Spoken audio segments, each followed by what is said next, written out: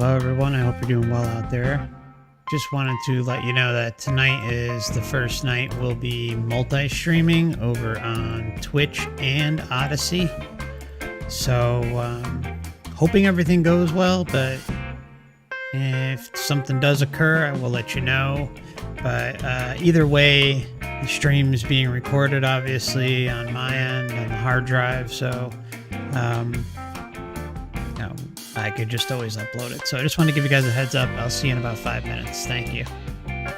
Maybe a little bit longer, because I just got to keep checking and making sure everything's okay, at least for a couple minutes. Thanks so much.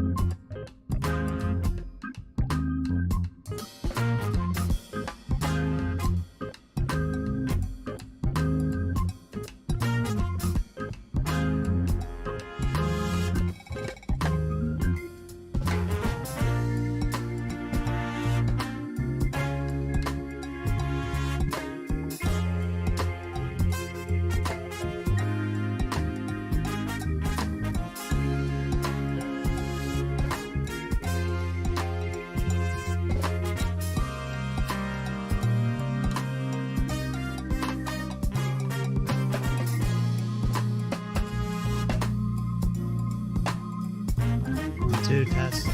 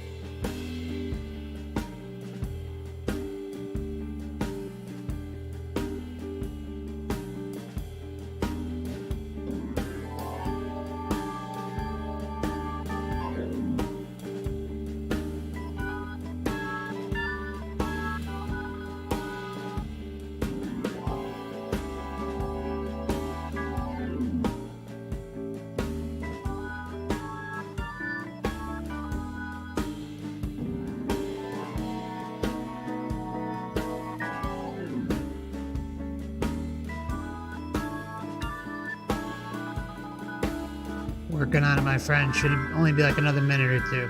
Thank you for your patience.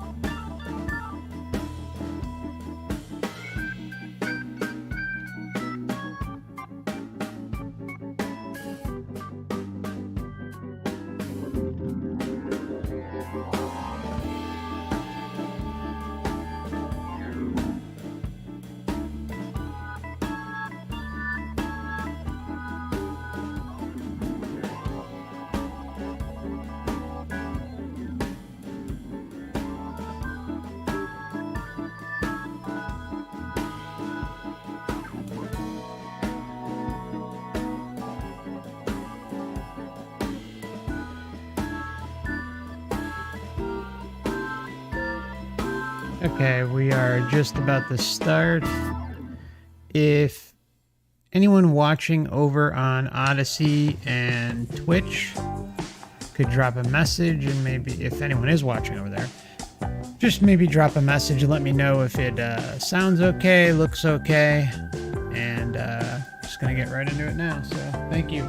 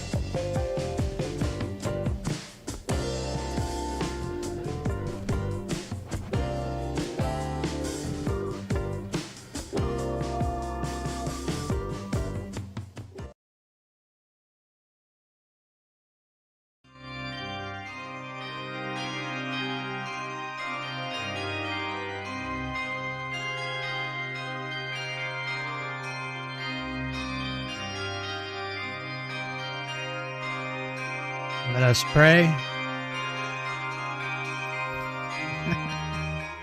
I'm sorry, I couldn't help myself. Ay. All right. Hello, my friends, and welcome back to Forever Conscious Research Channel. I hope you find yourselves doing well. Good to see you all out there. And I'm just missing one of my boxes here. There it is. Okay, come on. There it is. Okay. All right, so we are going to we're going to go over a recent video by Melissa over at LoveCoveredLifePodcast. That's the name of her channel. Now, a few things before we start. Number one is okay, from what I gather, Melissa is getting a lot of comments. Some maybe are aggressive, at least from what she said. Now, I've seen her comment section a few times. I don't watch every video. I watch a few here and there every once in a while. And most of the people seem respectful from my eyes. That may come from here or from other areas that study the soul trap, like Dan's channel or Wayne's website. So one of the things I really think is good is that there is a good level of respect here. Now, the problem is it's a heated topic, right? I mean, you have two polar opposite opinions on what's going on. And a lot of us are, well, at least me, I shouldn't say a lot of us, but at least me. A lot of us are just sick of the love and light stuff because it just doesn't line up. Okay. It just doesn't. That's just the hard truth of what's going on.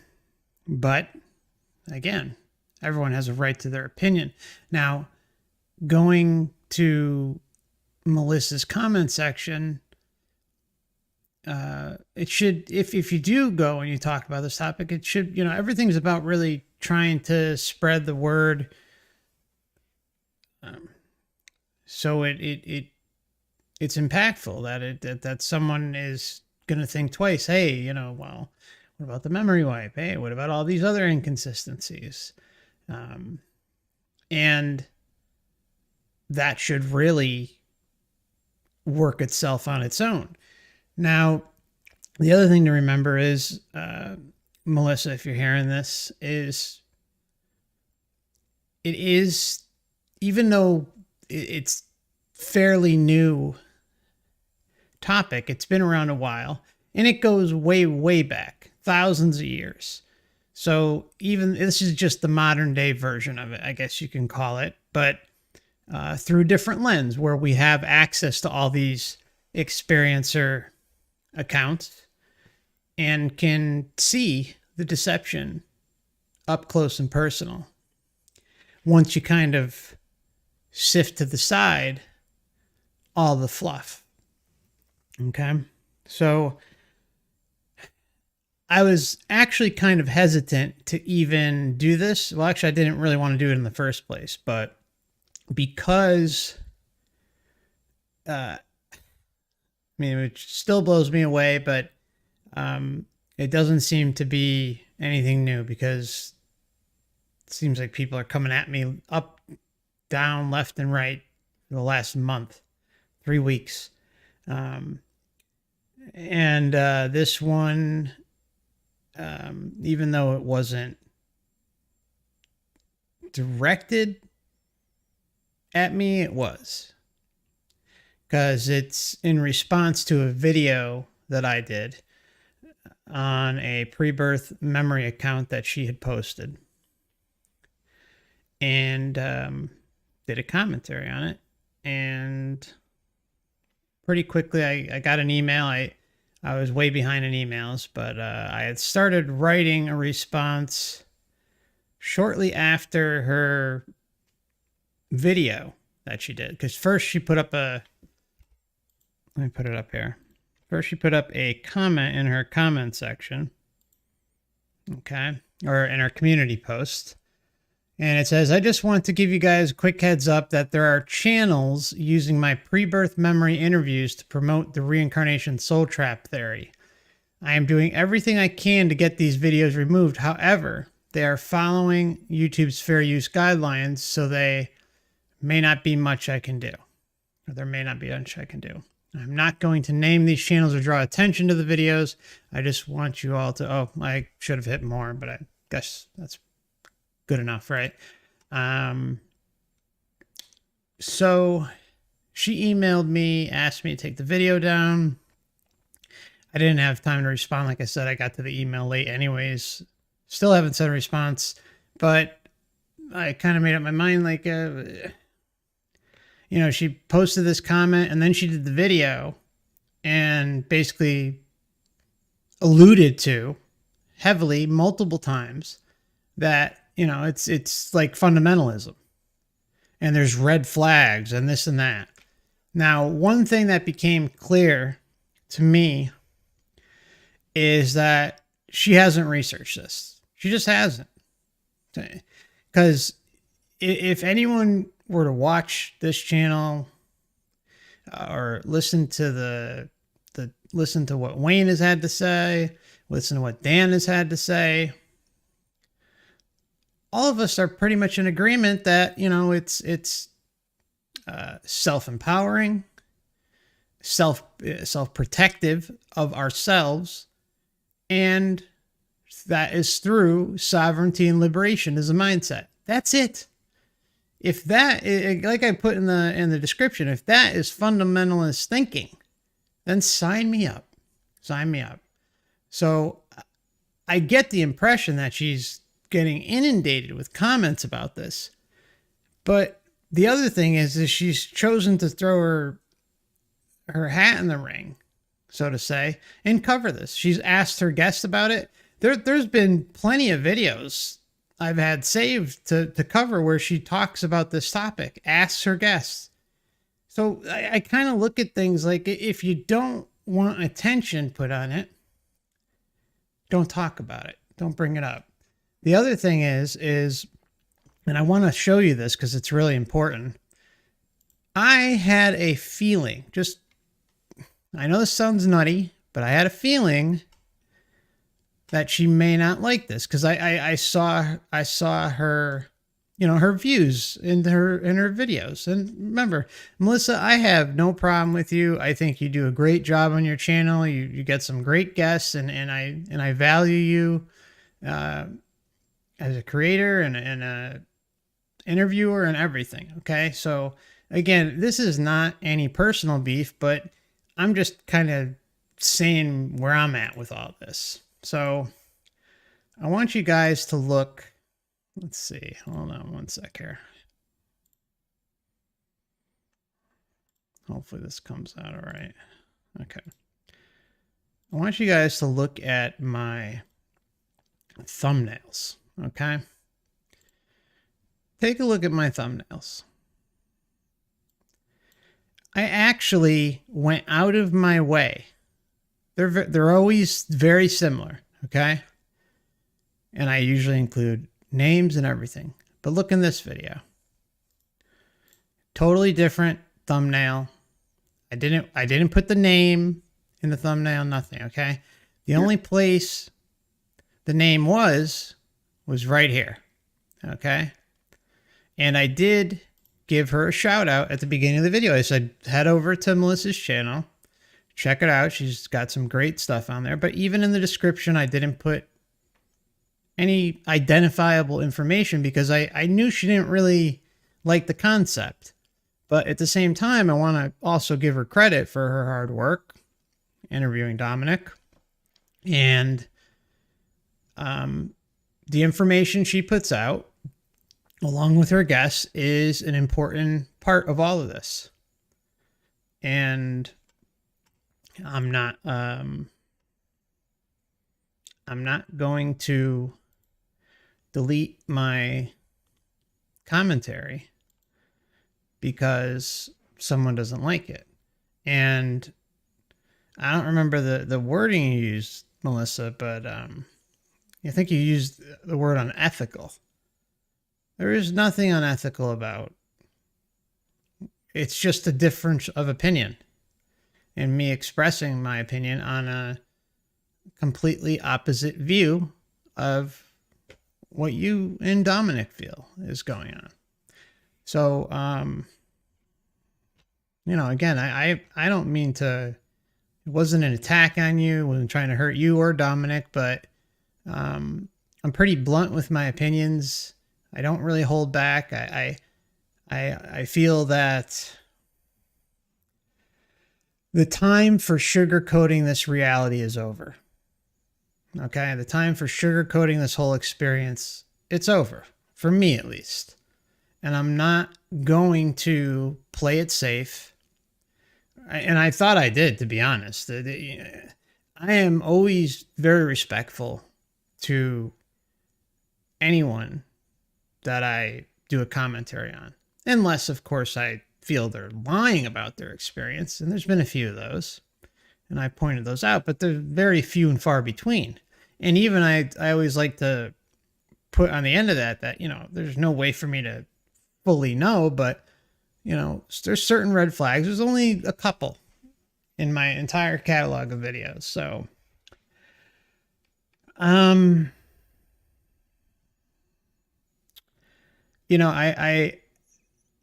going to put, okay, let me just say that I got an email from Melissa asking me to take it down, which I kind of already alluded to. And she even put that, like I showed you in the comment section here. Okay.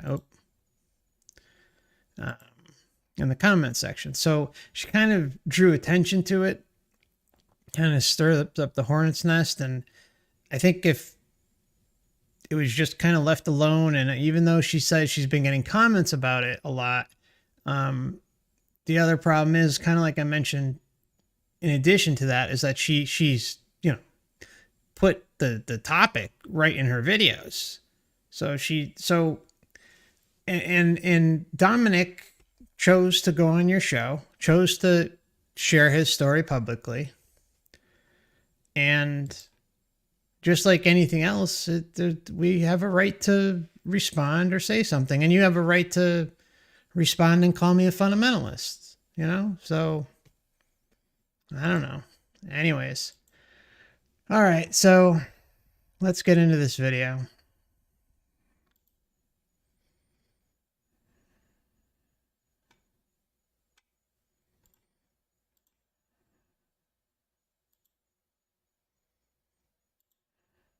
All right, here we go.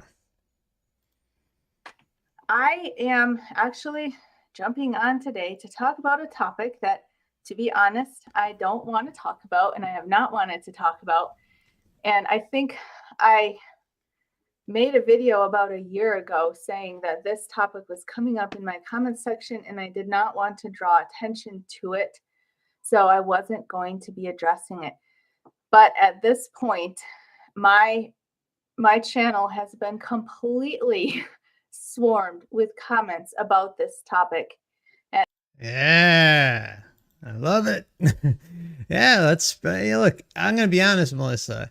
I tell people to go spread the words. I don't tell them to be nasty or combative. I say help spread the word, because it is the most important truth of our existence. So I do like hearing that the word is getting around, just not that when, if people are attacking you. I again apologize. That's has nothing to do with me. Everyone is a individual and has has to conduct themselves the way they conduct themselves. Avoiding food coma. Hello, Kelly. Hello, Vince. Hello, Melissa. So yeah, my channel, since I started posting interviews from pre-birth experiencers, and I did the fireside chats with pre-birth experiencers, I have been completely swarmed with comments on this topic, and it has gotten to the point where I feel like I need to address it because it's really a very fear-inducing topic, and No, it's not, Melissa. It's not. See, like, this is where, like, we start off already kind of, like, it just shows me that you're really not in the know about what it all consists of, because it's massive. It contains over 20 different topics and subtopics, and the driving narrative throughout in almost every single one of my videos, at least, and when I've spoken with Wayne and Dan, it's about solutions in the end: self-empowerment, self-protection, shielding, sovereignty, liberation. That's the whole ball game. That's it. What is fearful about that? Except, yeah, it's, if fear is the realization of what we are involved with, and that it links to the astral, most definitely, then yeah, I get it. But it's all about overcoming that hurdle. Okay, because I'm just, everything isn't love. I'm sorry, it's just not. I want to be clear about where I stand, and I don't really see, now maybe I'm missing something. I'm sure there are other people talking about this, but I don't really see a lot of people addressing this. And so I want to put this out there. So share this video so we can get another alternate perspective on this topic. Okay, let me just say, okay, Melissa, you trust me. Everyone is in your corner. Everyone. So I mean, yeah, let's share our videos. Share your video. Share my video. And Melissa, I invited you onto the show. You're more than welcome to join anytime. It's an open invitation. We can sit down and have a cordial and enjoyable conversation together. Just because we don't agree doesn't mean we can't talk about it. But again, I don't want you to feel like there's some sort of targeting or attack on you and your channel and your communities and all this stuff. It's just is what it is. I'm sorry. Out there, I would really appreciate that. So anyway, the topic that I'm going to be talking about is what they call the soul matrix reincarnation trap. And it's the idea that is becoming more and more prevalent in the online community and the near-death experience. That's right, baby. Keep spreading the word. Community, that we are actually living in a reincarnation trap. And I don't want to get into too many of the details about this because I don't want to promote this. I don't want to give it power. But the basic idea is that what they're saying is that near-death experiencers, when they have an experience, or pre-birth experiencers, when they remember planning their life, are actually, they're all being tricked. It's all one big trick. It is. The light is it's a soul trap. It's basically like this thing that sucks you in and spits you back out. It is. It sucks you in, wipes your memory. You get thrown through the whole reindoctrination class, which, I mean, again, like I was saying, like there's so many topics involved. Then you go off to where. Okay, so you have the research, obviously, near-death experiences, but you have the things like you've experienced, Melissa, pre-birth memory. Okay, you have the life between lives accounts, endless accounts that create patterns and show. It's like a conveyor belt. And people are like labeled in classes. It's a hierarchical system. I mean, it couldn't be more clear what's going on, but the light is part of that. It's us. No, let's keep going. To another life against your will, and that the guides and the angels are these deceptive beings called archons who are pushing you and forcing you into reincarnate and guilt tripping you into reincarnate. That's right. Okay. So, one of the things I want to say is I don't like the term archons. I like to call them parasites because archons mean ruler and nobody rules over this guy. So that's that. Even though, yes, I know it's rooted in Gnosticism and all that, but I like to just call them parasites. And I'll go a step further and say that who is to say that what everyone is dealing with, I'm not saying all, but who's to say that what is being dealt with out there is actually real, true essenced beings? I think there are some, don't get me wrong, or there could be many. But if everyone is kind of fallen under the umbrella of the illusion, then they might as well not be real because, no offense, of course, but it doesn't do us any good to be relying on beings that are in the matrix and still stuck in it. And on top of it, they're telling us what to do, whether real or not. And another big part of this that people keep saying is that they're wiping your mind, and that's why you can't remember your previous existence. So what I'm going to do is I have my notes here because I was actually super nervous to talk about this topic. Okay, see, Melissa, look, my heart goes out to you. When I heard you say that in your video and again tonight, I'm again, this is just a differing of opinion about what's going on. And I think there's a lot of weight behind everything that I'm sharing. I really do. That there's a lot to it. And it shouldn't be looked at as negative. It really should be looked at as empowering. And kind of like what I put in the description tab, I just like to pose this. What if I am right? What if I'm right? And how could it hurt to just not interact with that and do your own thing at a minimum? Because if it is God and the universe and love and all this other stuff, then it can wait. It doesn't need us to go trotting off all the way. And this kind of leads into a whole nother discussion, which is deathbed visions and visitations. So this is, another topic. See, and we see time and time and time again, people on their deathbeds looking into the corner of a room and there's a light, or a loved one comes and tells them that they have to come to the light with them. They're being told what to do, Melissa. They're being told.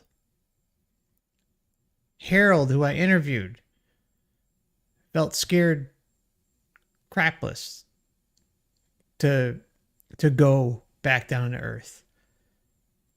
Christian, who you interviewed and I did a commentary on as well, which wasn't your video, it was someone else's, but at least I think. No, it was somebody else. Listen to his testimony. It's so revealing. It's very revealing what's going on.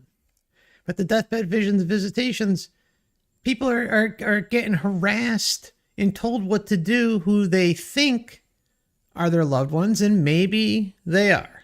Maybe. Personally, I don't think they are.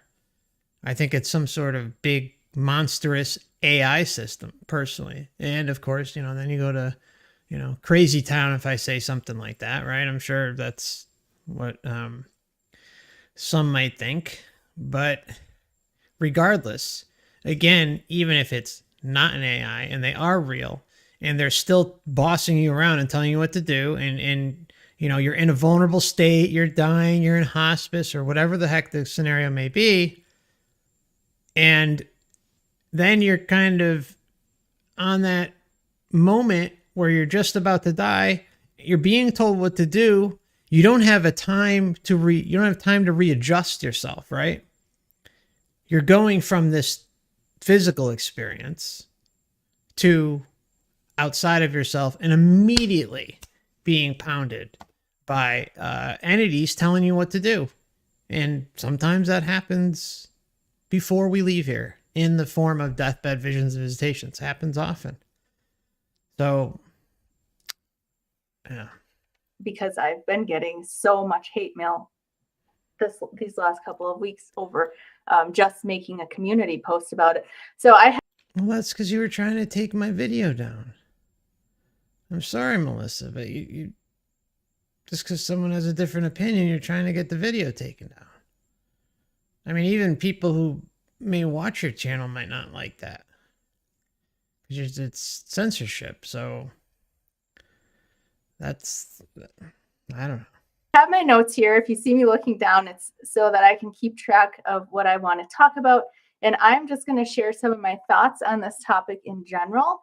And then I'm also going to address the 3 main comments that I see coming up in my comments section. From my perspective, my personal experience as somebody with pre-birth memories and a near-death-like experience, and what I specifically remember about these things. So the first thing I want to say is that if this is your belief, if you're watching this and you believe in this, I don't have a problem with you or with you having this belief. You are free to believe whatever you want. It's good to have differences of opinions. Okay, it's good to have differences of opinion, but it's not good to have differences of opinion if someone talks about them online and uses your videos as an example. You know, I mean, on things. I'm not out to get you or to prove you wrong, but what I'm seeing in my comments specifically is people being really aggressive about this. And they shouldn't look, they aggressive or combative, no, because that's not going to help anyone. And remember, we all deserve to be treated with respect, and Melissa and her commenters over on her channel deserve that as well. And it honestly, it reminds me of fundamentalist religion. Ugh.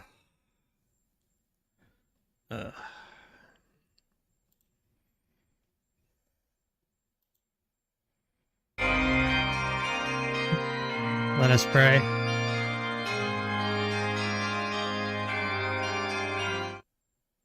And how fundamentalist religion acts, pushing a very fear-based narrative. And then I see a lot of people being exposed to it for the first time and becoming fearful about it and becoming concerned and having questions. Okay. And I get that. I get that. Everyone comes at this information, Melissa, from a completely different point of view, a different area of research, a different mindset, a different location in the world, different upbringing, everything. Okay. So obviously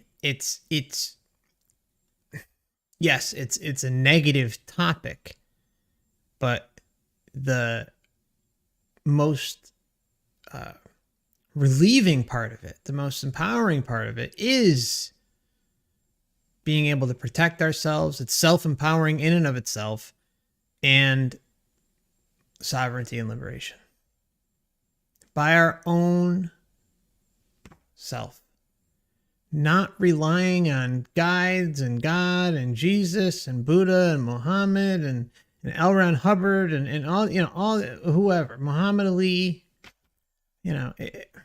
Gandhi. I mean, on and on and on. I mean, isn't it kind of strange, Melissa, that there is a customization with near-death experiences? Isn't that strange? That it's customized and belief-based driven? And someone who believes in one archetype will have an experience, and then the other one can be across the world and have a completely different experience, but similar traits and qualities with the alternative archetype. Or a deceased loved one, deceased pet, on and on and on, who they think is God, whatever. So it's There's a lot there. There really is. And I guess, honestly, in a sense, this is a good thing, because the more and more we get the word out, the more and more we spread the message of the near-death experience, then you're going to see, opposing viewpoints coming out. And that's just the natural way that this happens. Yeah, it's normal discourse. And same thing with pre-birth memories, which I commented on your video with. And it just is what it is. The cat's out of the bag. Something is rotten in Denmark. And I think I figured it out. I think a few of us figured it out, at least to some extent. I mean, I don't pretend to have all the answers. Trust me, I don't. I just look at everything as like, why should I take a chance? Melissa, maybe we could talk about this. Why should I take a chance and go to the light and believe and just have faith that everything is going to be okay, and that whatever the heck the light is and all these entities are on the up and up? Why should I have blind trust in a world that is peppered with deception? And the astral is no different. And you say it yourself later in the video. You acknowledge that there are negative entities. But the negative entities, which I know you know this, Melissa. The negative entities can pretend to play good. They can. And you bring up a thing with calling out for Jesus, but we'll get to that in a minute. But it's just, there's so many, so many red flags around us that it's healthy to be questioning this and really putting it to the test.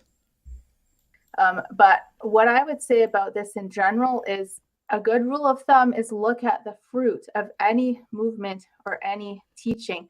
And the fruit that I see in this is a whole lot of fear, a whole lot of confusion, a whole lot of people not really knowing. I mean, it's not really based on any solid evidence that I can find, and I've tried to track it back to its origins. So if somebody has any link to share that seems like convincing evidence to support this point, feel free to share it with me. You can swing by Forever Conscious Research Channel. But the only things I've been able to find is a few outlier near-death experience testimonies that are saying something about, I felt like the light was going to wipe my mind. And a couple of... No. Look, it's not just a few, Melissa. I've documented a number of them on the channel. And look, it's not just, a lot of time they're not coming out and saying, oh, the white light wiped my memory. There are a few that have alluded to it or mentioned it, should I say, in a more direct way. But many people will say that, I must have agreed to come back. Think about that too, Melissa. How many of them say, oh, I didn't want to come back? I did a video on this, I don't know, last year or something. Pre-birth memories and near-death experiencers. One of the most common things you will hear them say across the board, and I would love to get a statistic on this because it's massive. I didn't want to come back, or I didn't want to come. Over and over and over again, they are saying this. So when we see in near-death experiences people saying, oh, I must have agreed to come back, but I don't remember. Or they say, oh, I know something else happened around, like in between here or right after here, but I don't have a memory for it. There's a lot of those. That's not, there's enough out there. There's a big enough sample to show something going on. And I put forth that probably almost every single NDE has gaps in memory. I'm convinced of it. I've seen far too much, and it's always small little clues that you pick up along the way, to show this, to ourselves. And it's just, I can't point and say, look at this moment and this timestamp and go through all my videos, but trust me, there's plenty there, plenty. And I would imagine a number of people in the chat right here tonight would affirm that. People who've been watching for months, if not a couple of years. Channeled sources, which I don't consider to be very reliable based on other information that they're putting out. I don't cover channeled information at all. At all. Not once have I covered channeled information. Or, channeled remote viewing, none of that. Like I keep that all off to the side. It's a mute data point. It is just really outlier information, just outside of the normal message that we get from spiritual sources like this. And just to touch on channeling, a lot of it's freaky stuff. Okay. A lot of it's weird and creepy and just odd. And it seems very controlled, let's say.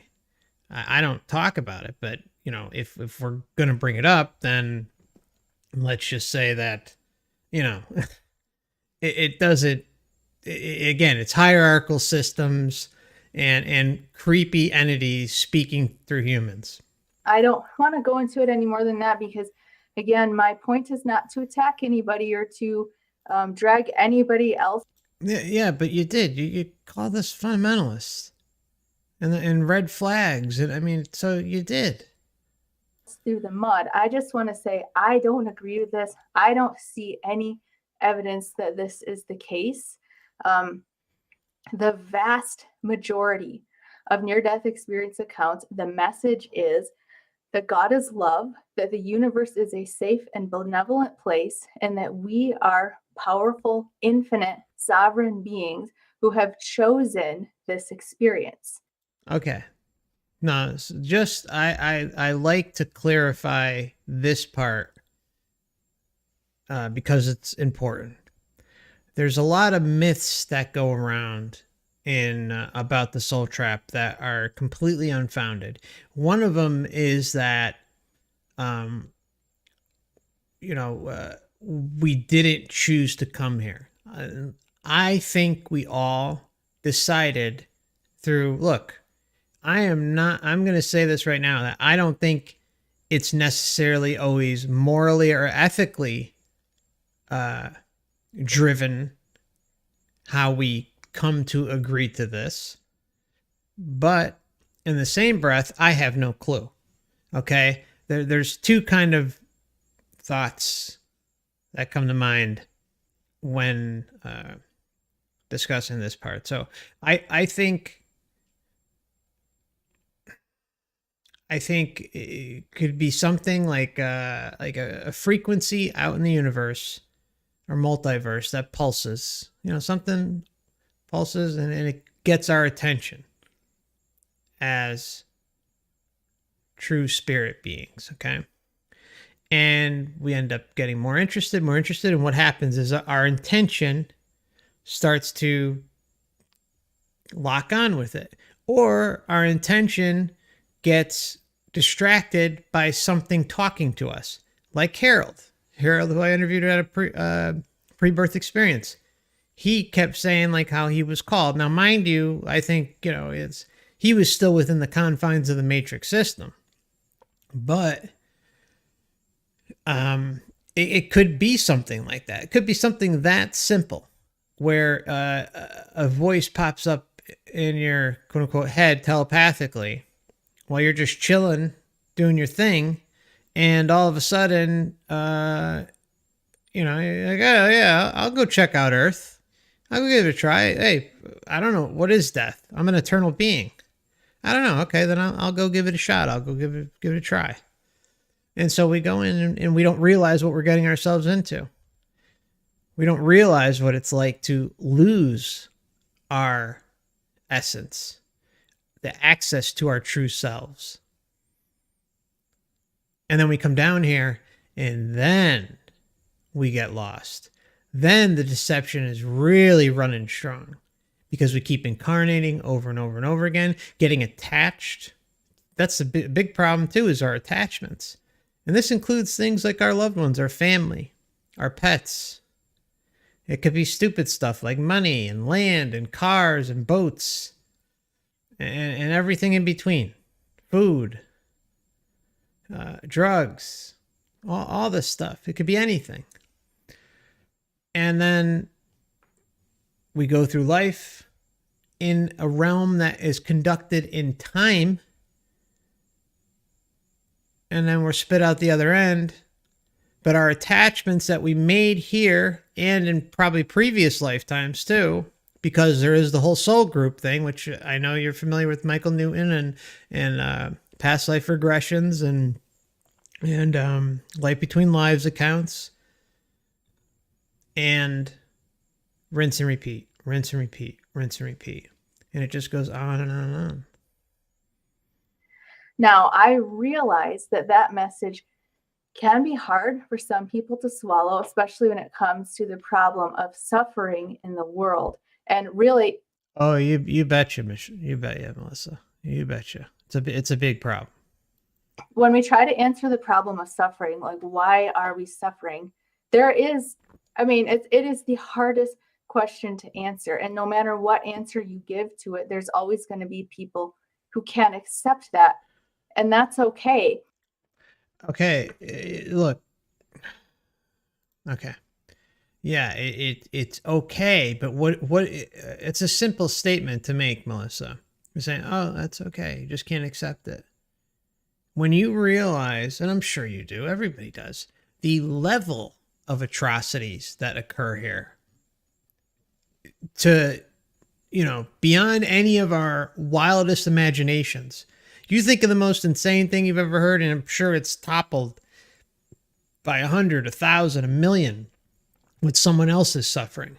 And the point is it's not a contest. Now, of course, my heart goes out to anyone who has suffered on like a, ridiculous scale, But in the end, the whole system seems to really embrace suffering, okay? Just think about the defects of the human body and how pathetic it is.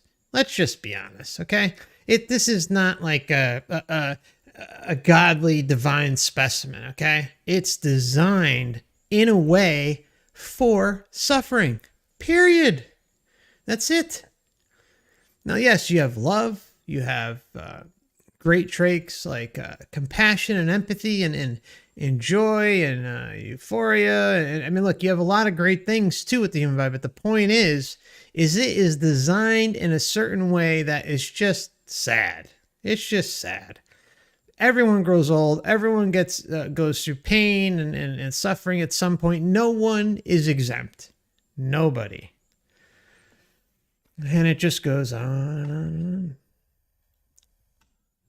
What about the children in a shack in India who are starving, or those that can't get clean water? What about sex trafficking? What about North Korea? What about sweatshop labor with children and adults? I mean, we can go on and on. It's homelessness, starvation, all this stuff, on and on and on. But everything's love. Everything is, there's a reason for everything. I don't buy that anymore. I just can't. It's nonsensical. And it does that. This is how it all gives itself away, because what we are told in the astral, based on all the bevy of topics in relation to experiencers, does not line up with what we are told about what this whole place is and this whole experience is. It just doesn't match up. And the other thing is the historical records that we have. No matter what you may believe about them, how real or how fudged they are, it shows a consistent pattern of suffering. the robbing of our sovereignty, boots on the face, okay? Comply or else.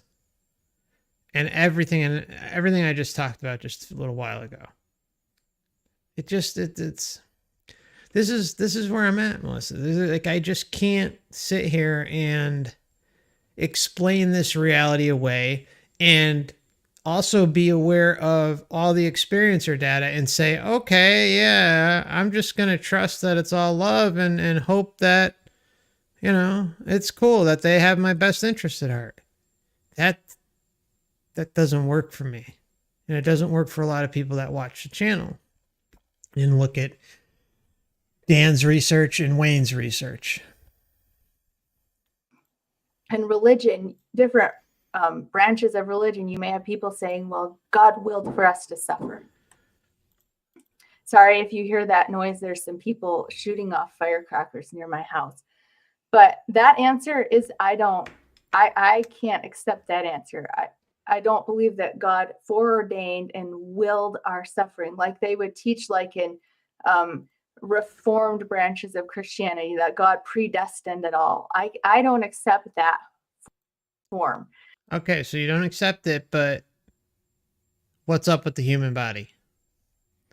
If this God is an all-loving, compassionate, empathetic, amazing God or whatever, how do you explain the crimes against humanity that happen all the time, the defects in the human body itself, and its relation to the entire experience here, and to boot, time? Throw time in the mix as well. It just doesn't fit. That answer to the problem of suffering. Now, the answer to the problem of suffering that near-death experiences is giving is that we chose to come here to have this experience, knowing that it is a temporary experience, and that it's just basically like acting out a play or acting out a movie or going to sleep at night and having a dream, and it's not real. Okay. All right. When I hear that, look, I get it. You know, NDEers do say that, you know, it's like a dream, and that, you know, our true self it's more realer than real for those who have NDEs or people who leave their body. I've left my body a few times, and yes, you relinquish all your pain. It's like, it feels more organic, or actually ridiculously organic, compared to when you're right back here. So other things near-death experiencers talk about are a mission. You know, I have to go back, and they're told that they have to go back to Earth to complete their mission. A lot of them come back, they have no clue what the hell their mission is. Some people do, or at least they think they do. And don't get me wrong, I've talked about this so many times on the channel, that a lot of them come back and they do a lot of good for not only themselves, but for others. I mean, they'll set up charities and help out the homeless shelters and the food banks. And I mean, I have read so many amazing stories about what NDEers can do when they come back. But in the same breath, you also have them saying that they didn't want to come back. They didn't want to come back over and over and over again. And then a lot of them don't know what their mission is. And then they come back and they go through a period of depression. This is another well-documented thing that happens with them, is that they go through a period, you know, at least a couple of years, sometimes more, even way longer, could go 5-10 years, but at least a couple of years. And depending on, of course, their family situation, they feel like they can't talk about it, because a lot of times if there's religion involved or materialism involved, science, stuff like that, they feel like they can't talk about it, and they hold it in, and they feel like they're in a foreign land or foreign body, I guess you can say, because they're back here and they miss being back in quote unquote heaven or wherever they came from, the light. And then there are other cases which are absolutely heartbreaking, Melissa, where they will say that they felt like God kicked them out of God's kingdom. And the guilt they have, you can see the tears in their eyes when they say it. So, I mean, why send someone back here? And even though, yes, there is some sort of weird agreement with, again, some form of memory wipe, I put forth more often than we think. And, I must have agreed. Last thing I remember was talking to God and telling him I didn't want to come back. And then, hey, oh my God, I'm back. I must have agreed. Or they'll say, I felt like I got kicked out of God's kingdom. They'll say that. So what's that all about? Again, that's a hierarchical system. That's someone telling them what to do. And you mentioned sovereignty earlier. That's not sovereign. It's not sovereign if you're having to answer to someone and they're playing games on you and tricks on you, and then they have then there's an ability to have your memory wiped. It's not. There's nothing sovereign about that. It's just flat out deception. Compared to ultimate reality. And that we're still in charge of that. We're still sovereign beings that chose to have that experience. I think that's an answer that is far more acceptable to me, knowing that I chose to do this. So that already tells me that I'm strong enough to handle it and that I'm guided and I'm protected. And okay, look, the way I see it, Melissa, I like that strength in you, and I feel very similar. I feel very empowered, very strong. I know how massive our abilities are, and that we can transcend this entire system and reclaim our true spirit essence. But, no trust and no relying on anything outside of ourselves. This is the problem. And I do, again, think that we initially did consent to come here.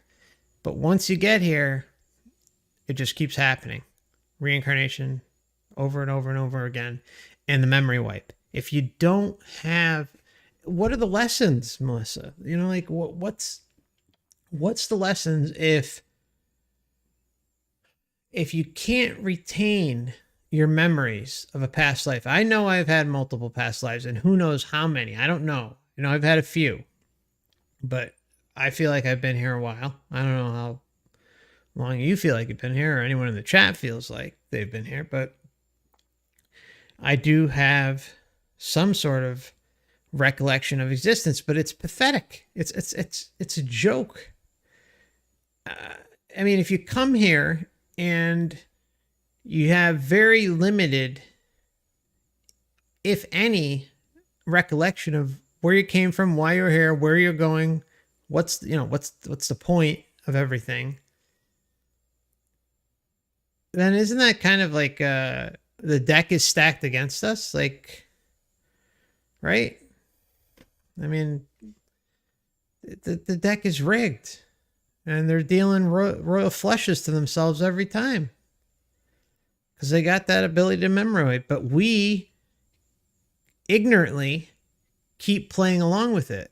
And I think it has to do also with our addiction to a sensory experience and a dualistic experience. The whole point is to be in the center and say, okay, no, I just want pure existence, in a sovereign realm of my own that's impenetrable and incapable of being messed with. And then I'll figure things out. But until then, don't make me rush to make decisions and just blindly trust. I don't blindly trust. I just don't anymore.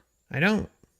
And I would rather protect myself and make sure everything's going to be cool. And it's going to be on my terms. Not some entity, not some system, not some earth realm, not some astral realm. not some thing calling it God or Jesus. All these beings are being represented in the light across tons of different cultures all over the realm. And yet, they keep saying, I'm the one, I'm this, I'm that, I'm this, I'm that. And it's just blind trust, blind trust, blind trust. And they get hit with the love bomb. The love bomb it's like a drug. Melissa, think about this. With the love bomb, we hear it time and time again, people saying it's the most love they've ever felt. One of the big points I like to bring up on the channel regularly is about how mothers, a lot of mothers, this is, if you go through the cases, a lot of mothers, I'm sure you've run into this yourself, will say it's the most love they ever experienced, more than the birth of their own child. Or other people say it's, more love than the time they, were at their height with the love of their life, or the day they got married, or whatever. Pick the maximum amount of love you can think of that happened to you or you experienced in your life. Maybe you're, I know you're married, so maybe the day you met your husband or the day you got married, or some whatever. And then multiply that by 1,000 or a million. It's incapable of being distinguished because we don't know the difference. So it seems very obviously to me that this is some sort of drug. It's an energy blast that sucks us in. It's a combined energy field or something involving energy that pulls us in. I mean, just like you talk about and admit to, is that the light can pull you in. It's like magnetic. So it's pulling us in. All you got to do is say no. I'm not going. I'm not dealing with it. I want to think for myself and do my own thing. But then if you don't resist and you end up back there, it gets more loving and loving and loving, and then boom. And then it's like, once you're there, people they're out to lunch. They're completely gone and just sucked into the experience. And they just blindly trust. I get to choose my next experience, what I do and don't want to do. But as long as you remember it, right? What I'm seeing is the deception being pawned off by these entities that claim to be guides or masters or the council, and they're guiding people in the lives, lifetime after lifetime. And they're saying, okay, well, this is, you could pick from this, you can pick from this, it's an all you can eat buffet, but we're going to give you the options, and you can say, oh yeah, I'll go with that. You've interviewed enough pre-birth memory experiencers to know that people choose it. And there's, always something chirping in their ear telling them what to do. You've had a pre-birth experience yourself. But point is it's outside influence being listened to, and they're telling us what to do. And understand how people who have suffered far more deeply in this life than I have, that may not be a satisfactory answer for them. And so they're saying, no, I would never choose this. That's basically victim blaming, to say that I chose my suffering. And so are now looking for an alternate explanation. And what some people apparently are coming up with is that we're living in some type of soul trap matrix. Okay, so let me just stop you there, Melissa.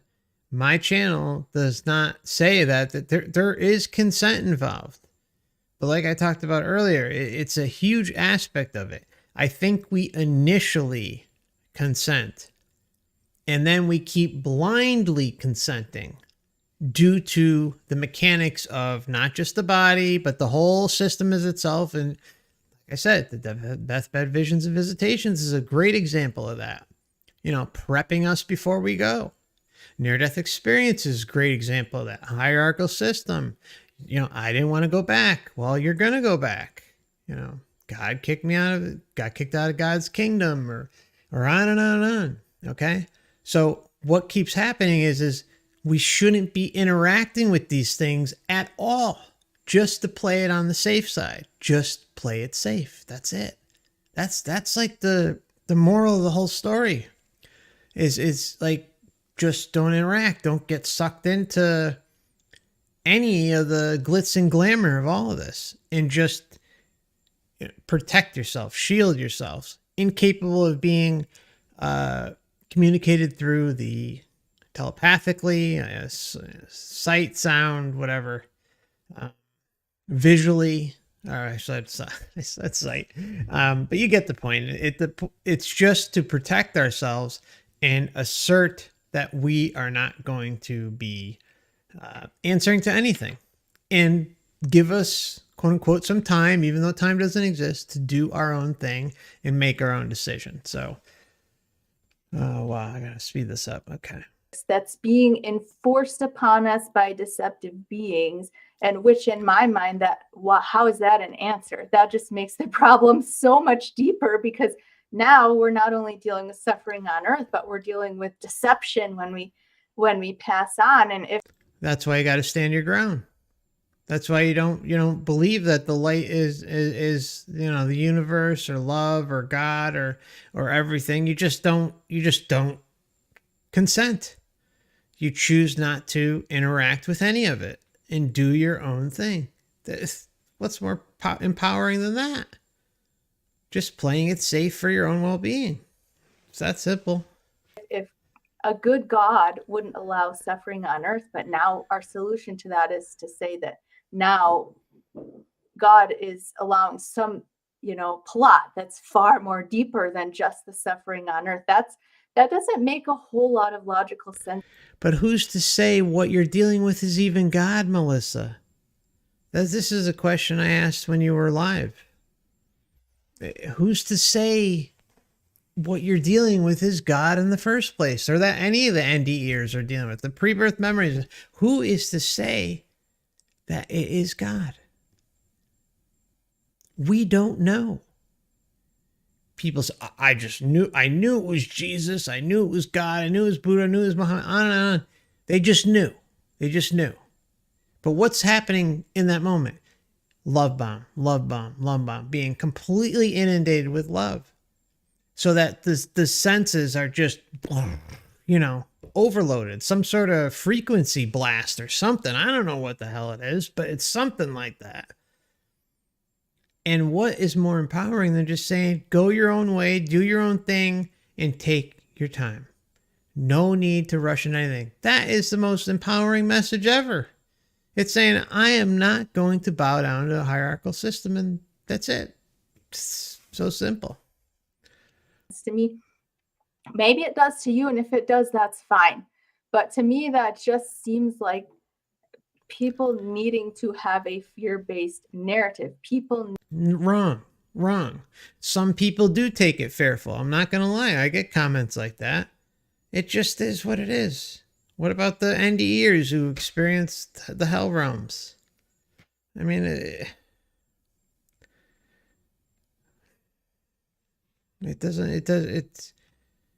certain people are going to take it certain ways, and some people will take it worse than others. But in the end, again, the empowering message should overlap any of it.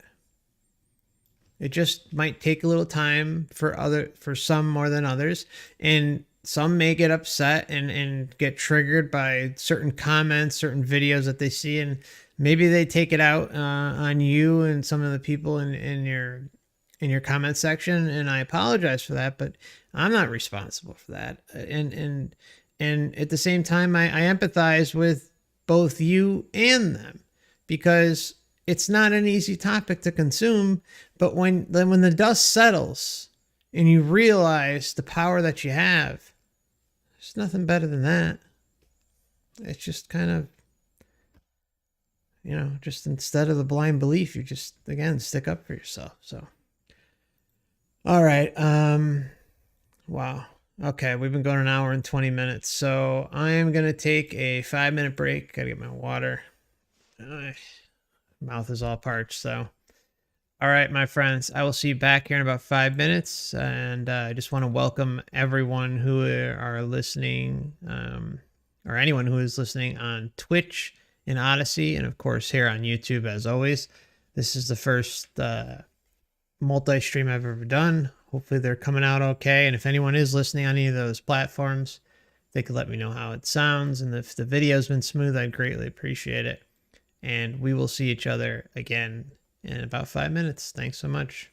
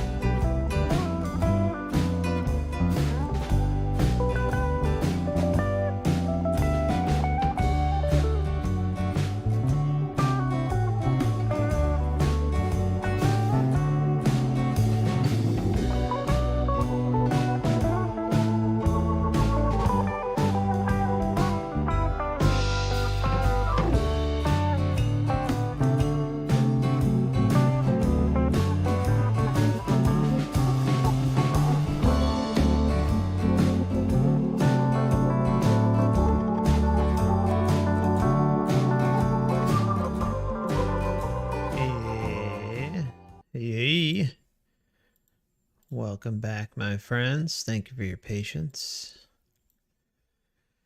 Okay, so just wanted to say really quickly that here on YouTube, I have the Last Timers Club, where levels 2 and higher, once a month we get together and have a private live stream together. If you're looking for extra content each month, feel free to check out the pinned comment or in the description tab, and also the join button next to the subscribe button. And also just wanted to put out a reminder that some people are still not getting notifications, the best thing I can recommend is to make sure that the bell is selected to all notifications so that you get a notification when it goes live.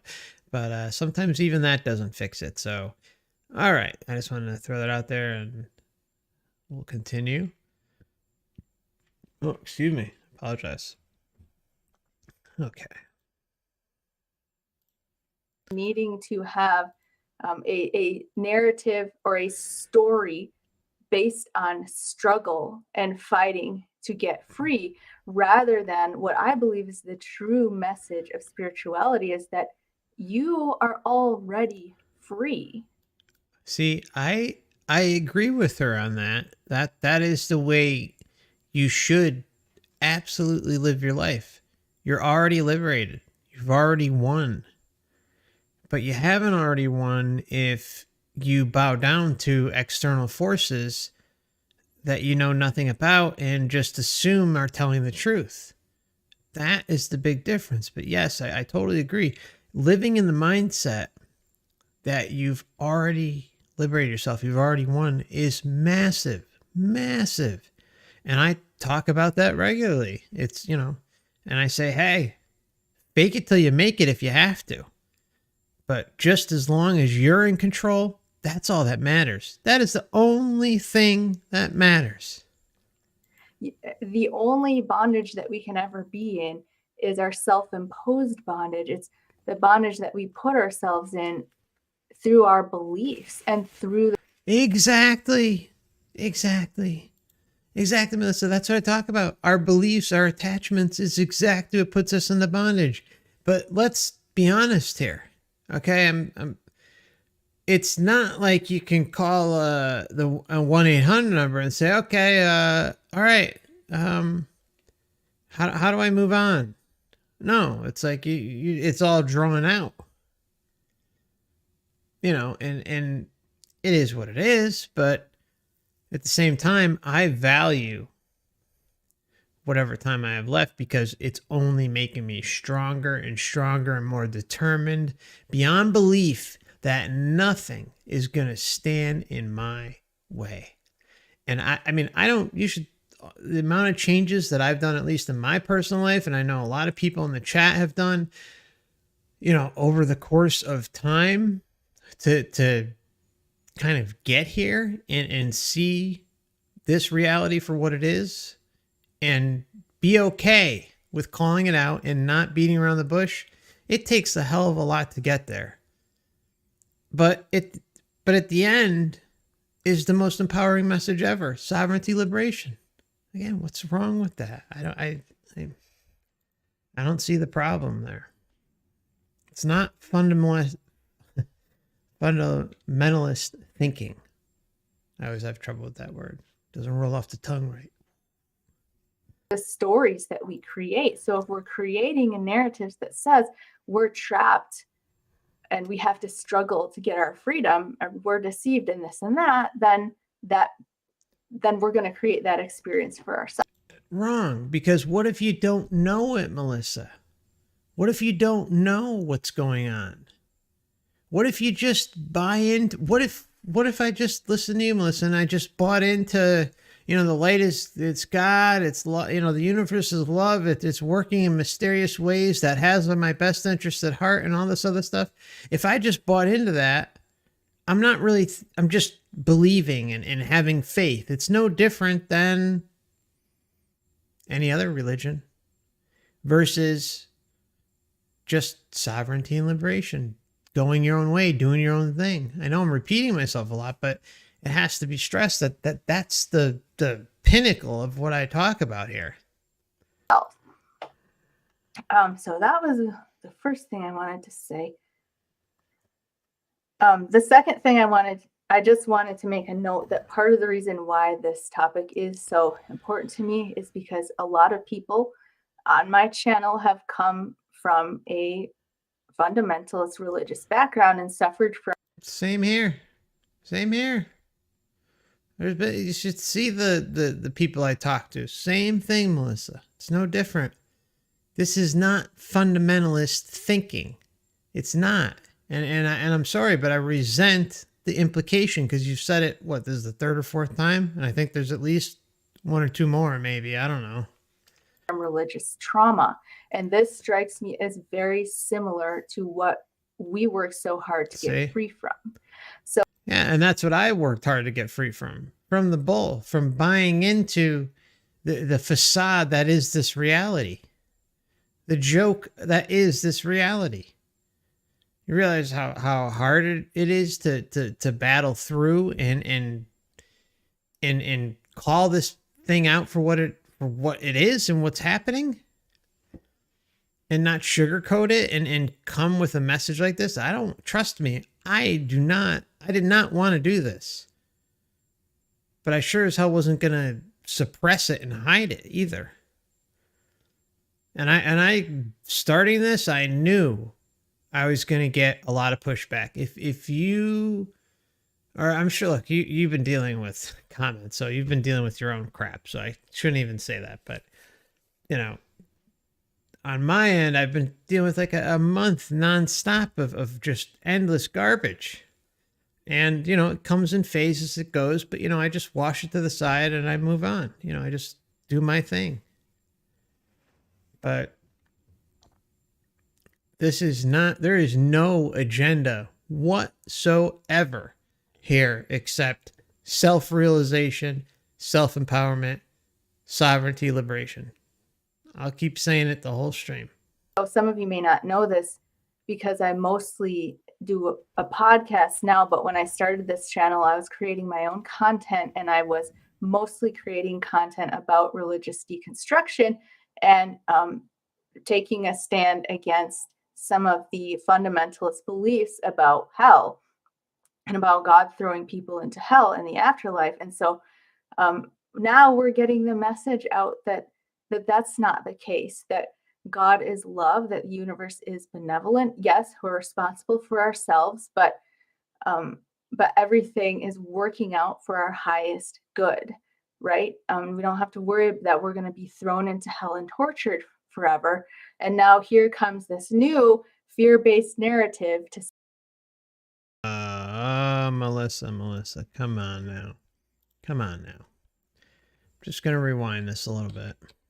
Universe is benevolent. Yes, we're responsible for ourselves, but everything is working out for our highest good. How? Does it seem like this reality is working for the highest good, the greater good? What is the highest good? Who can I file a complaint with, Melissa? I mean, really? I mean, who can we talk to and say, hey, you know, I don't know what the hell you got going on down on Earth there, but it's a freaking nightmare. Could we, you know, move along and get things, you know, a little better down there? You know, it's not improving. It's not getting better. It's getting worse. And the crazy thing is, like I talked about in the beginning, the historic narrative proves it. This is not new. This is thousands of years old, and who knows how much history has been erased. We have no idea whatsoever. And there's a whole nother narrative I'm not even going to touch upon because even though it is relevant, it's like if I talk about it, I'll be labeled crazy or nuts or something like that, and I'm not even going to mention it. But the point is something is going on here that is not right, okay? And I think what they do is they reset this place, okay? I think that they destroy it so there's very minimal records left. And then, you know, they society builds back up around the world all over again, or even maybe regionally, and then gets too high, gets too elevated, or too close to comfort for the matrix, for the whole thing to be figured out, and then boom, another disaster comes that wipes it out. But in the process of all that, people die, they get their memories wiped, and they know no different. If you don't know your own if you don't know the strength of your own power, then you're just walking around being Mr. and Mrs. Compliant, not asking questions, not looking out for your own well-being, not saying, hey, is what I'm dealing with on the up and up? No. It's easy to get caught into this reality and have, certain varying dualistic thoughts and attachments and all this other stuff, and then just get sucked back into it. Oh, you live 50, 60, 70, 80, 90, 100 years, depending on the time period. Then you die, starts all over again. No. And the memory's wiped. It just doesn't add up. Right? We don't have to worry that we're going to be thrown into hell and tortured forever.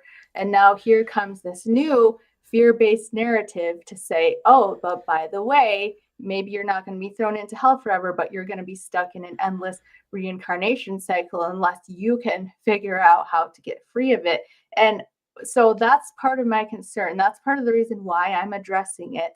Once again, if you believe this, that's fine. I'm not out to convince you that you're wrong or to attack your beliefs.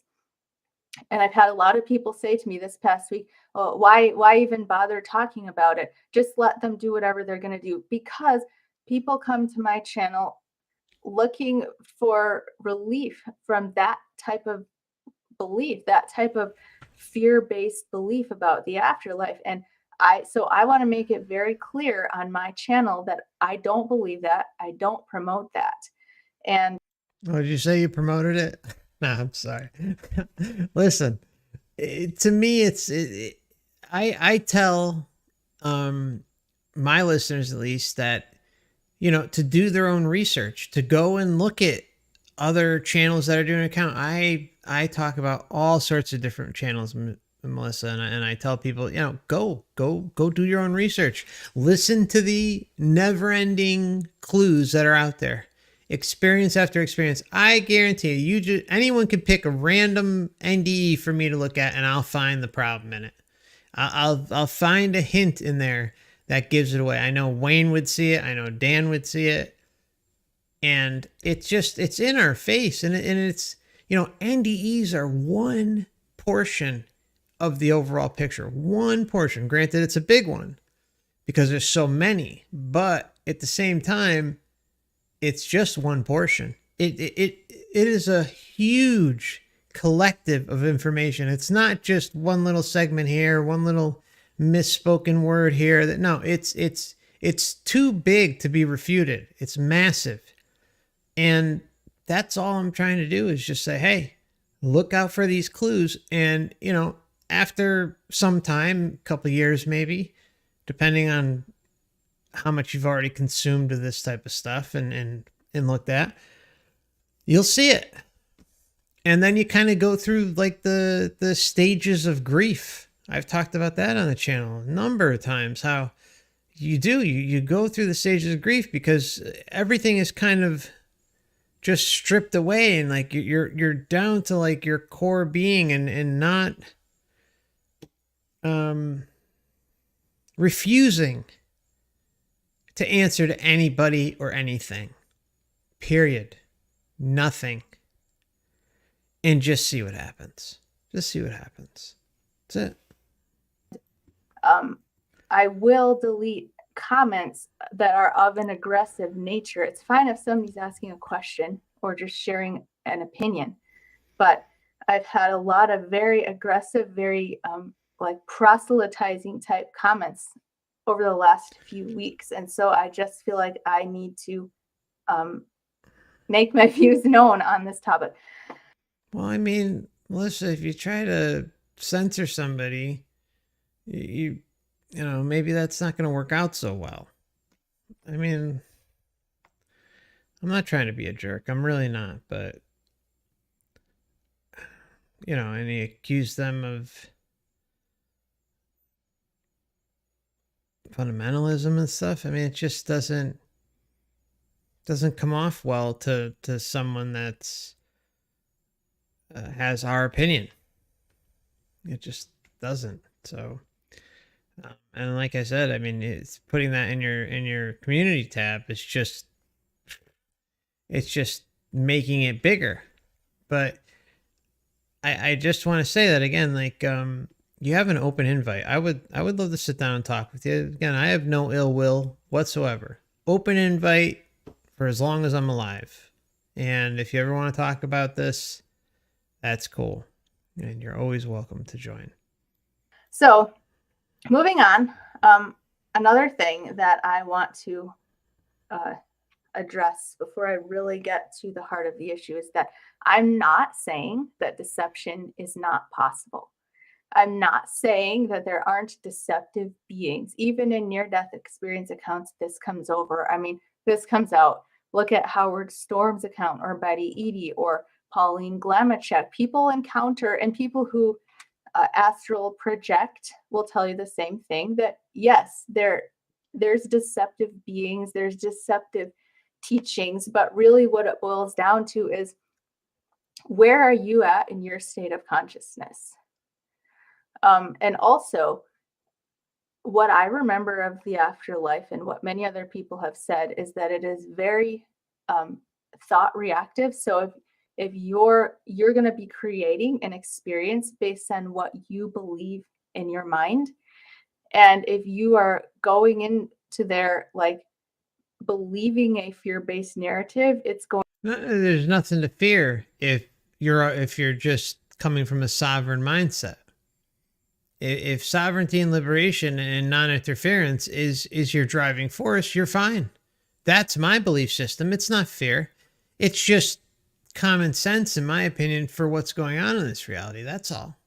It's just how I look at it. It seems very evident, but at the same time, I'm not thinking anything's going to mess with me, because it's simply not allowed. It's just not allowed. Nothing is allowed to interfere or interject or mess with me in any way, shape, or form. Period. That is something I talk about all the time as well. Just kind of putting that across and making sure that, feel confident and unrelenting in your assertion and powers that nothing is allowed to mess with you. It's just that simple. And then you move on. You go about your day. Going to be more likely that you'll create that type of an experience. I don't want to get too much into that right now, but I just wanted to say, whatever you call them, whether you call them demons or archons or service to self entities, I do believe, I'm not saying that somebody couldn't be deceived. What I'm saying is that the entire system that we're a part of is not a deception. The entire system, including the light and the guides and the angels and the loved ones that people meet and the religious entities like Jesus or the Buddha that people see, that's not all one big deception. That's taking it quite to an extreme, in my opinion. Okay. All right. So fair enough. I see. The thing is I don't necessarily agree or disagree with you, but again, if all these let's just, for argument's sake, in this scenario, say that all of them are real. It has nothing to do with an AI system at all. Okay. Throw that to the side. So all of them are real, but they all seem to have a link to this place. Because what are they doing? They're interacting. Oh, excuse me. They're interacting and dealing with beings who have experienced them in some way, shape, or form, whether it's Jesus, Buddha, Muhammad, the deceased family, the pets, whatever. God. Okay? Either way, isn't it kind of better to play it on the safe side and say, okay, well, if everything is... If I should look out for myself, if I should look out for myself, who's to say that, again, these beings don't fall under the umbrella of still being in the system, still being within this matrix? Isn't it kind of limiting, Melissa, as well, for us to think that this is that the light is it? That's it. That's it. That's the portal to the universe, or that's everything. And then all the many realms related to this. Who's to say what's beyond there? Like William Bowman says, beyond formlessness, beyond just pure existence. You're just there. You're just at your core state, just observing and just being, just existing. No distractions, no chirping in the air, nothing. What's wrong with that? What's wrong with testing that out and seeing what happens? That's all. And as I've always said, I think it's a very good idea whenever you're dealing with anything in the spiritual world to make sure you're protected. Ask for protection. Okay, see, that's the problem right there, Melissa, is ask for protection. No. You are protection. Your true essence is protection. You don't need to ask anyone for anything. You just are. It's coming from the core of you. So asking means like you're asking for permission from something exterior to yourself. To me, that doesn't cut the grade. Ground yourself in your own state of being and ask for guidance and protection from somebody that you trust. Ask for guidance and protection from somebody that you trust. What is that? That's exterior to you, Melissa. That's not you. That's you asking an exterior entity for protection. And I think it's Jesus, if I recall. Ground yourself in your own state of being and ask for guidance and protection from somebody that you trust. Like for me, that would be Jesus, or whoever that is for you. Like, for instance, when Pauline Glamachek had one of her near-death experiences, some entities appeared to her, and she said they were trying to grab her and force her against her will. And she simply said, "No, I'm waiting for Jesus." And that's all. See, this is the problem. You don't realize you just gave me like a buffet here, Melissa. This is the point I'm trying to make, is they play both sides. In the hell-like NDEs, what do people see? They see like a light in the distance. Meanwhile, they're getting their butt kicked left and right. But something is also giving them solace. It's helping them get through the experience. And in turn, eventually, they go to that light, join that light, merge with the light, whatever you want to call it. Rinse and repeat. So the same thing is it's no different here. People, they have negative NDEs, fine. But who is to say, okay, everything changes all of a sudden once Jesus is called from a bad NDE, a negative NDE, to heaven-like NDE with Jesus involved. And then what? Who's to say that both sides aren't playing the same side? Again, this is duality in our face. Boom, boom, boom, boom. Just like what happened to just being in the center and doing your own thing, She said they were trying to grab her and force her against her will. And she simply said, "No, I'm waiting for Jesus." And that's all she had to do, was stand in her own power. Stand in her own power, but also give her power away, Melissa. See? This is the points I'm trying to make, and I've pointed out so many times in my channel. I wish you'd give it a chance, Melissa. I really do.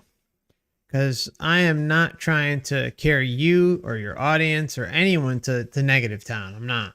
I'm just trying to say, hey, there's a lot of red flags here, and we should be looking at it a lot more diligently and just rooting ourselves in sovereignty and liberation and self-protection and self-empowerment. That is it. That is the crux of everything. And I know I'm repeating myself, but it has to be repeated when things like fundamentalism is being tossed around. And in her case, calling on the name of Jesus. Again, with Howard Storm, all he had to do was call on the name of Jesus. That's all he had to do. That's all he had to do is just call on to Jesus. That's it. To get rescued from something exterior to himself that isn't him. He needed help from something exterior to him. Entities that were tormenting him. So that's something that's good to keep in mind. Now, to get down to the specifics of this theory that's being promoted, there's 3 things that I want to address from my own personal experience. The first one is this idea that the light is a trap and you should not go to the light. That's right. Welcome to Forever Conscious Research Channel, where we tell people don't go to the light and stand in your own sovereignty and liberation. And yeah. And I can't speak for anybody else, but what I want to do is speak from my own personal experience, because I have very strong and vivid pre-birth memories of the light. And in this theory, where they're saying that the light is a reincarnation soul trap, the light is being talked about as if it's this like impersonal system that is sucking you in and spitting you back out. And not to be. And that's what's happening. It's a recycling mechanism. It's a bait and switch machine. That's my opinion. It's basically trying to, it lures you in with the carrot. Remember the carrot on the stick, the classic like cartoon skit or whatever we all saw as children. The carrot's dangling on a stick, and the rabbit's chasing it, and then boom, the rabbit's caught. Not to be rude, but I don't mean this to sound rude, but from my perspective, as somebody who's experienced the light and has very strong memories of the light, it's just laughable. It's just laughable to describe the light that way, or to think that that's what it is. The light is so much more than it is possible to describe in human words. And that's where I really get frustrated, because I want to transfer this information and I don't quite know how to do it. Funny, that's exactly the way I feel too, Melissa. That's exactly the way I feel. But the best way that the best words that I can use would be to say that the light is God. You know how often we hear this? So many times. That the light is God. The light is more than just a being. It is the being. It is all beings combined. The light is all that is. Another way that I could describe what I experience is that the light is the great womb of the universe. Well, I'll pass on it. I'll just go my own way and see what happens. If God's all loving and everything, then God can wait. God can hold off and not be so persistent that I join it, whatever it is. And who's to say that this whole system, again, just think about technology in the way it works here. Who's to say there isn't some sort of system that is AI-like in nature out in the astral? Who's to say? Who's to say that a bunch of entities don't combine forces and create this illusion, this amazing feeling that it's God? Think about it. Maybe you combine a bunch of different beings together in some sort of portal type area that emits a certain energy. And, one of them's got to take this is a joke, obviously. One of them's got to take like a bathroom break or something, or catch up on a good night's sleep. And then another one comes in, the night shift comes in and they replace it, and they keep that power going. And it's just going and going and going and going until it's never ending. It's just they go in shifts or whatever, or it's some form of technology that seems massive, seems incredible. They are able to emit something like a love frequency, a God frequency, in conjunction with what we learned here on Earth, what we already believe in and have fallen victim to. And we just keep going along with it. Isn't that a possibility, Melissa? That's it. Listen, sister, I am not trying to be a jerk. I'm not. I just think you have a complete misunderstanding of what I'm talking about and what Wayne is talking about and what Dan is talking about in comparison to who is leaving you comments. Okay. And I don't know if the comments are really, I don't know what nasty comments mean. Like are nasty comments just because they're calling this place a trap and that they disagree with you? Or is it that they're just being really, really rude and nasty?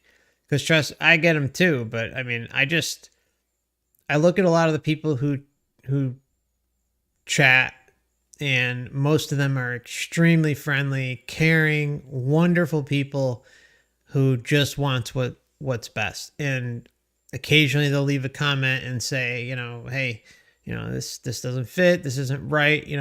Maybe check out FC's channel or Wayne's website or Dan's channel. And that's about it. But it's never anything. Well, not never, but it's rarely something nasty and combative. I'm just going to say, I mean, I just don't see that in this chat. Yeah, we might be sarcastic and laugh and stuff like that, but it's nothing to the point where you should feel threatened or anything like that, unless it's potentially crushing your paradigm of what you perhaps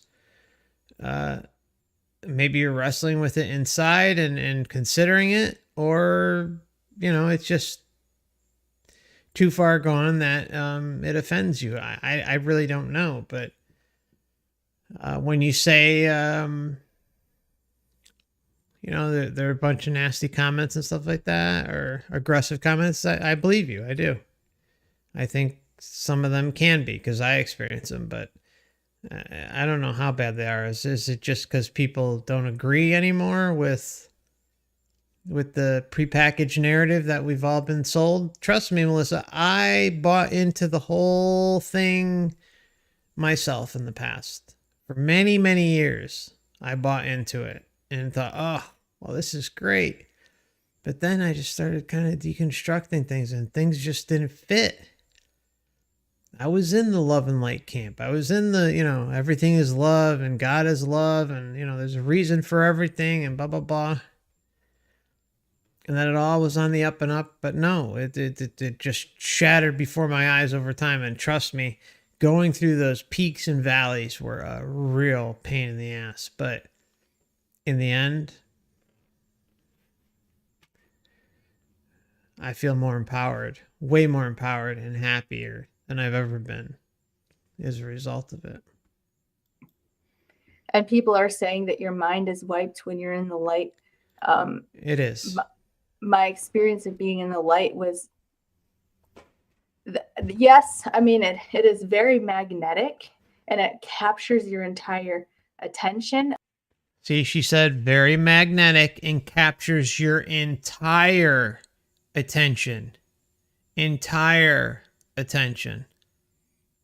This is based off her experience. Like if you go and look at some of her older videos, and some of her recent ones, she talks about her own pre-birth experience. I think some of them go back 3 years or so, but one of her first videos, I think, is about that, and feel free to check it out. But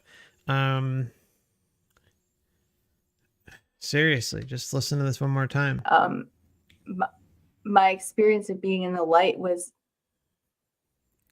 yes, I mean, it is very magnetic, and it captures your entire attention.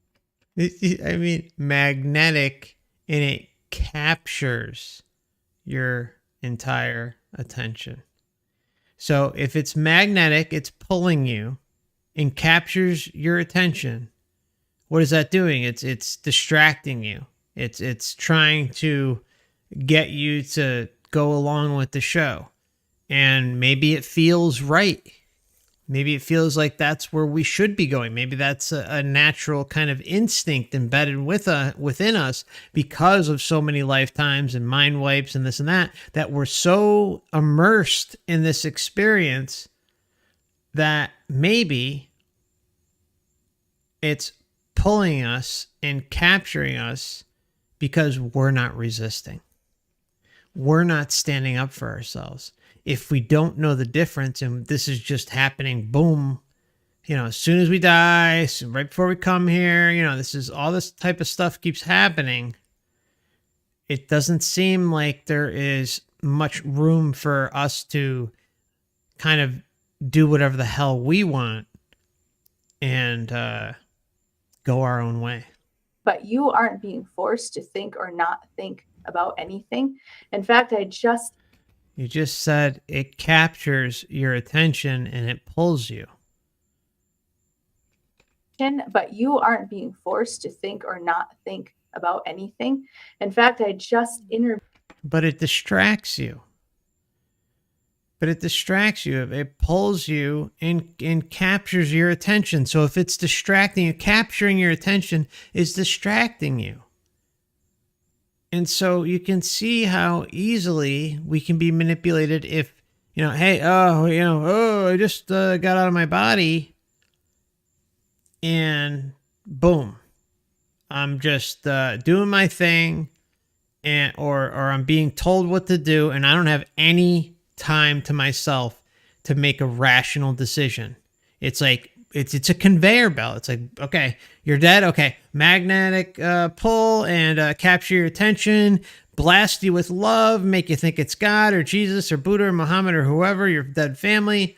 And okay, next, rinse and repeat. Next, over and over and over and over again. I mean, just it's a conveyor belt. Really, it couldn't be more in our face. Somebody the other week or last week, 2 weeks ago, I think. And Robert Aho is his name. And I don't want to give away too much about it because I haven't posted it yet, but he experienced the light and he spent an eternity in the light, not thinking about anything except being in the light. But then as soon as he had the thought about his previous life on earth, he was able to go and do whatever he wanted to do and think about whatever he wanted to think about. So to somebody who's experienced the light, it just doesn't make any logical sense to say it's wiping your mind and it's spitting you back into an incarnation. Okay, but we have evidence of it. We have enough proof that the memory wipe occurs just in NDEs alone, and then we're all living examples of it too, Melissa. We are walking, breathing examples of it. You may have some memories, Melissa, but they're nothing in comparison to probably what you are capable of, or what we're all capable of remembering and having access to. We don't know any different. And I don't care who comes to me and who says anything. I have seen more than my fair share to make a judgment call that, I always account for anomalies and stuff, but I've seen so many cases now that nothing can possibly nothing I don't think can ever change me or veer me off of this sovereign and liberated mindset. Nothing. I am not going to blindly trust anything. Period. Never again. I'm going to walk my own path and do my own thing and try to tell people what I've learned. And if they can connect with it, great. If they can't, I don't care. Okay? That's it. This is not some crazy religious fundamentalist faction over here. It's just not. Just because people have strong opinions and they don't agree with you doesn't mean that it's bad. It's just, I just think there's a big disconnect between us, and a lot of it has to do with that you're just not familiar probably with my content or Wayne's content or Dan's content, and that there is so much out there to suggest that this is going on. It's unbelievable. Everyone should check out Wayne Bush's website at trickedbythelight.com. If you're new here and trying to see further examples, check out Wayne Bush's site. He deserves it. The amount he's put in over 20 years of research into this topic. He's a pioneer in the field. And I also did a 8 or 9 part interview with him, and you should check that out too. We went over all his research, and also Dan at Overwatch channel. You can find him here on YouTube and overwatchproject.com. He's also on Odyssey at Overwatch Project. And I'm telling you that the evidence is overwhelming and, in my opinion, completely undeniable. It's just too much there. I haven't heard any near-death experiencer describe it that way at all. And I've interviewed several and read more where people have experienced the light. And it is,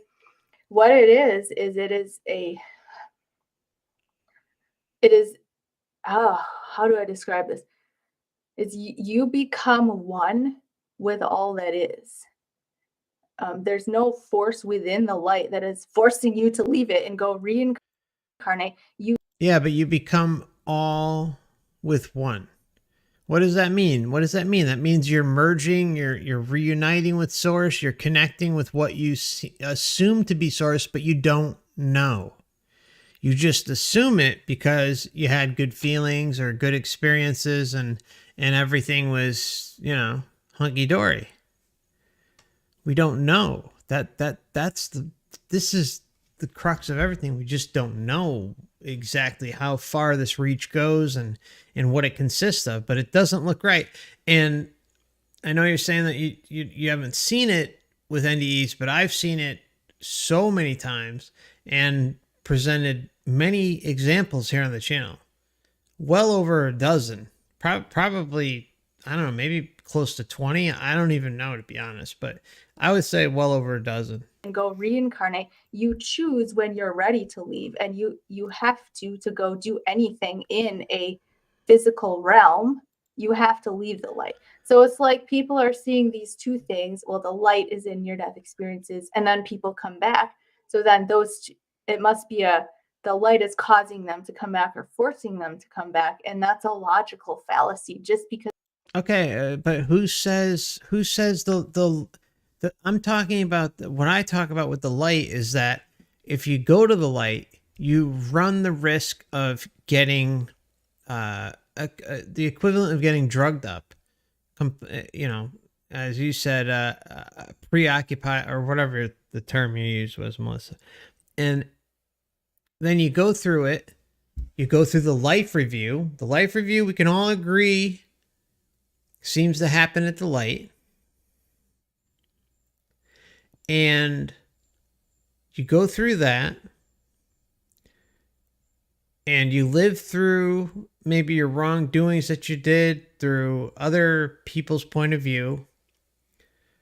And then what do? They say, okay, well, you get to go relax for a little while, or you go take a break, or you did really good this lifetime, Melissa, but you know what? You were so close, but we're going to need you to go down for another lifetime to help the planet, to help, you got a mission to complete. You got something to do.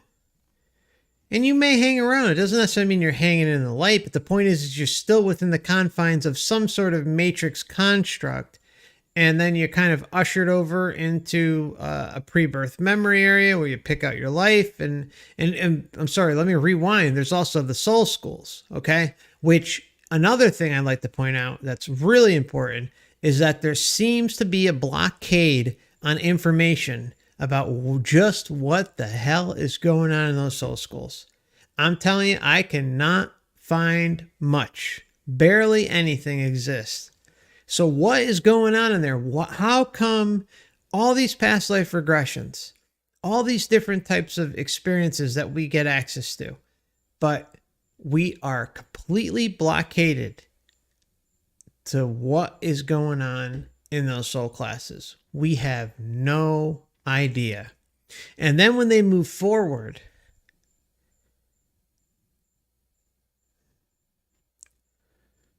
they're picking out their life, they're picking out the life script, and well, who's there? The guide, the ascended master, the council, the this and that, and they're saying, oh, well, you can have this life, you have this life, on and on and on. What I'm going to do is show right now is my good friend Harold, because I know you are a pre-birth experiencer yourself, so I think it's important to show his account.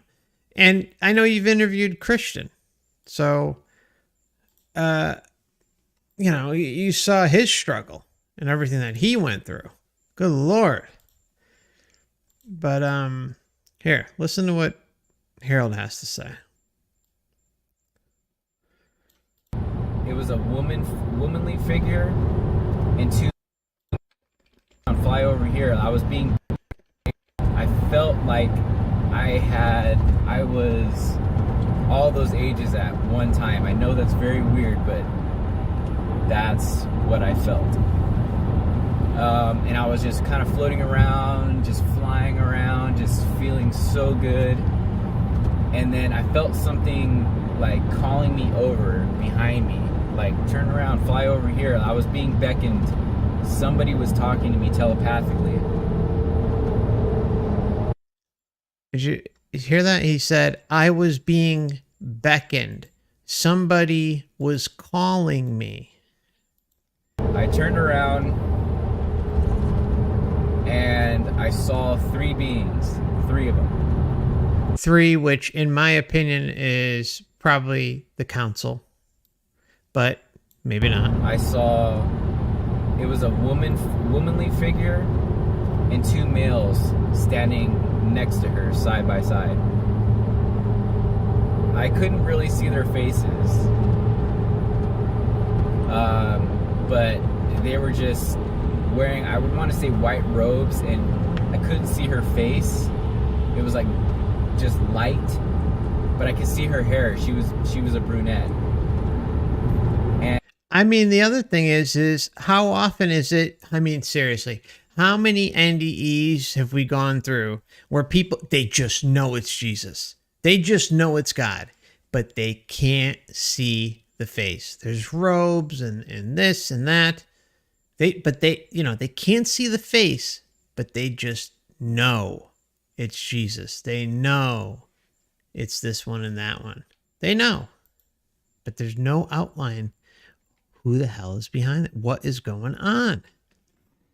And we see that way too much. It's not like some little small thing that you could toss aside and just say, oh, it's nothing. No, it's a big data point. Robes, and I couldn't see her face. It was like just light, but I could see her hair. She was a brunette. And they were telling me to come down. And instantly I knew what was happening. Instantly, he knew what was happening. I knew that they were going to send me here, and I did not want to come at all. I did not want to be here. I was like, nope. I remember fighting it really bad. Like, no, I don't want to go. I don't want to go. And I was flying around a little more, just like, when you're trying to tell your kid to go clean their room, and they're just like, they're trying to have fun before they go. That's what I was doing. I was like, I mean, come on. I mean, think about Christian's account, Melissa. Christian, he self-aborted himself, for Christ's sake. I mean, come on. Twice. I mean, come on. Nobody wants to come here, and yet they keep getting swindled. I interviewed Mary, a lifelong experiencer. We spoke for over 5 hours. She's a sweet woman. And she basically was saying, I was just chilling in the astral doing my thing with a group of other beings. There's being called upon. Like, we need someone to come down there. And then you did a video and on Dominic, and Dominic pretty much said a very similar thing. And I pointed out how similar they were. Dominic didn't want to go, but all of a sudden there was an entity ready and waiting, I'm not going to go alone. I think that's what Dominic said, right? He said, I'm not going to go alone. And then he goes down, and the being who said that it was going to go with him is, yeah, I'll be right there. Meanwhile, Dominic's headed down to the fallopian tube or whatever the hell's going on there. You see, I mean, that was, how much more obvious of a deception can it be? What does Dominic know about that entity? I mean, really, does Dominic have the bat phone to that entity? He got played, completely played, and so did Mary, who I interviewed. Mary is this again. I am not crapping on Mary or Dominic or you, Melissa, or Harold. Nobody. I'm just saying the evidence is there. We have all been taken for a cosmic ride beyond all of our imaginations. No. I do not want to go to this place. And as I was doing that, I was kind of looking over to where I was going to go. Earth. And man, that was the first moment of fear that came over me. I was scared because I knew this place was going to be bad. I knew this place was going to be bad. I didn't want to be here, for sure.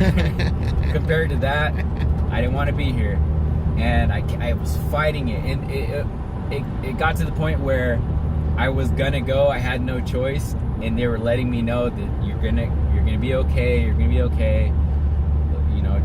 Just come on down. Don't do it, Harold. Don't do it. And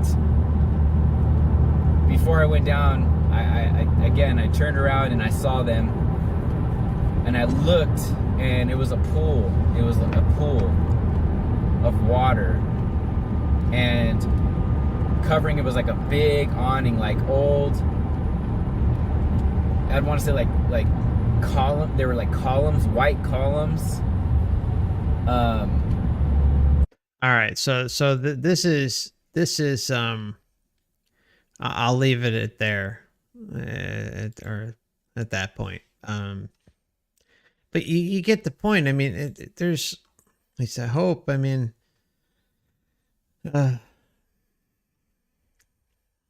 those two things exist doesn't mean they're connected in that way.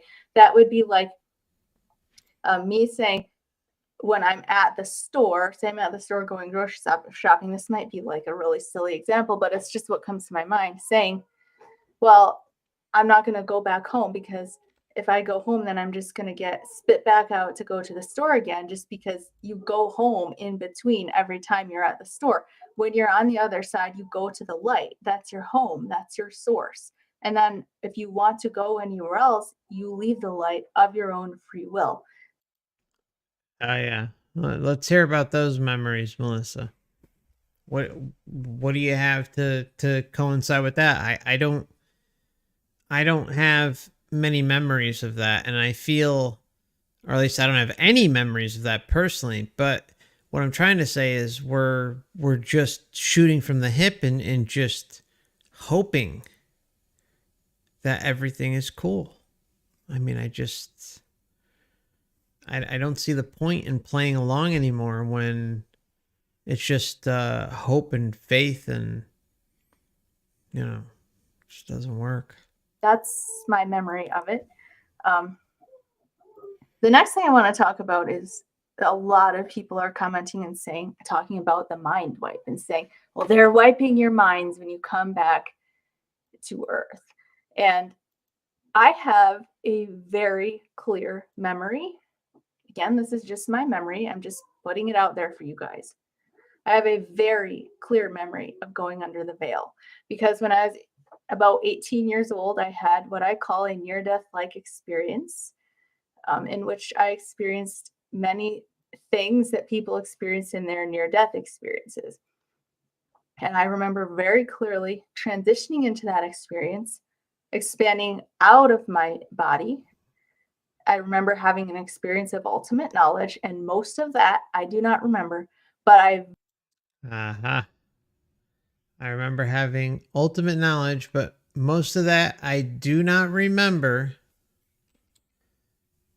You know how many people say that? You know how many people say that? I can't even tell you how many cases I've gone over where they say something almost word for word. I was all knowing, I was this, I was that, I was getting the answers to every question in the universe and this and that. And when you really strip it all down, what they usually are saying, almost 95% of the time, they're saying they are receiving information. They're getting information. They're not saying that they organically knew it. They say that they're receiving information. So it's being transmitted. That is the huge, huge point that has been talked about relentlessly on this channel and many, many, many examples of it. This is one of those things we talk about constantly because it comes up all the time. In which I experienced many things that people experience in their near-death experiences. And I remember very clearly transitioning into that experience, expanding out of my body.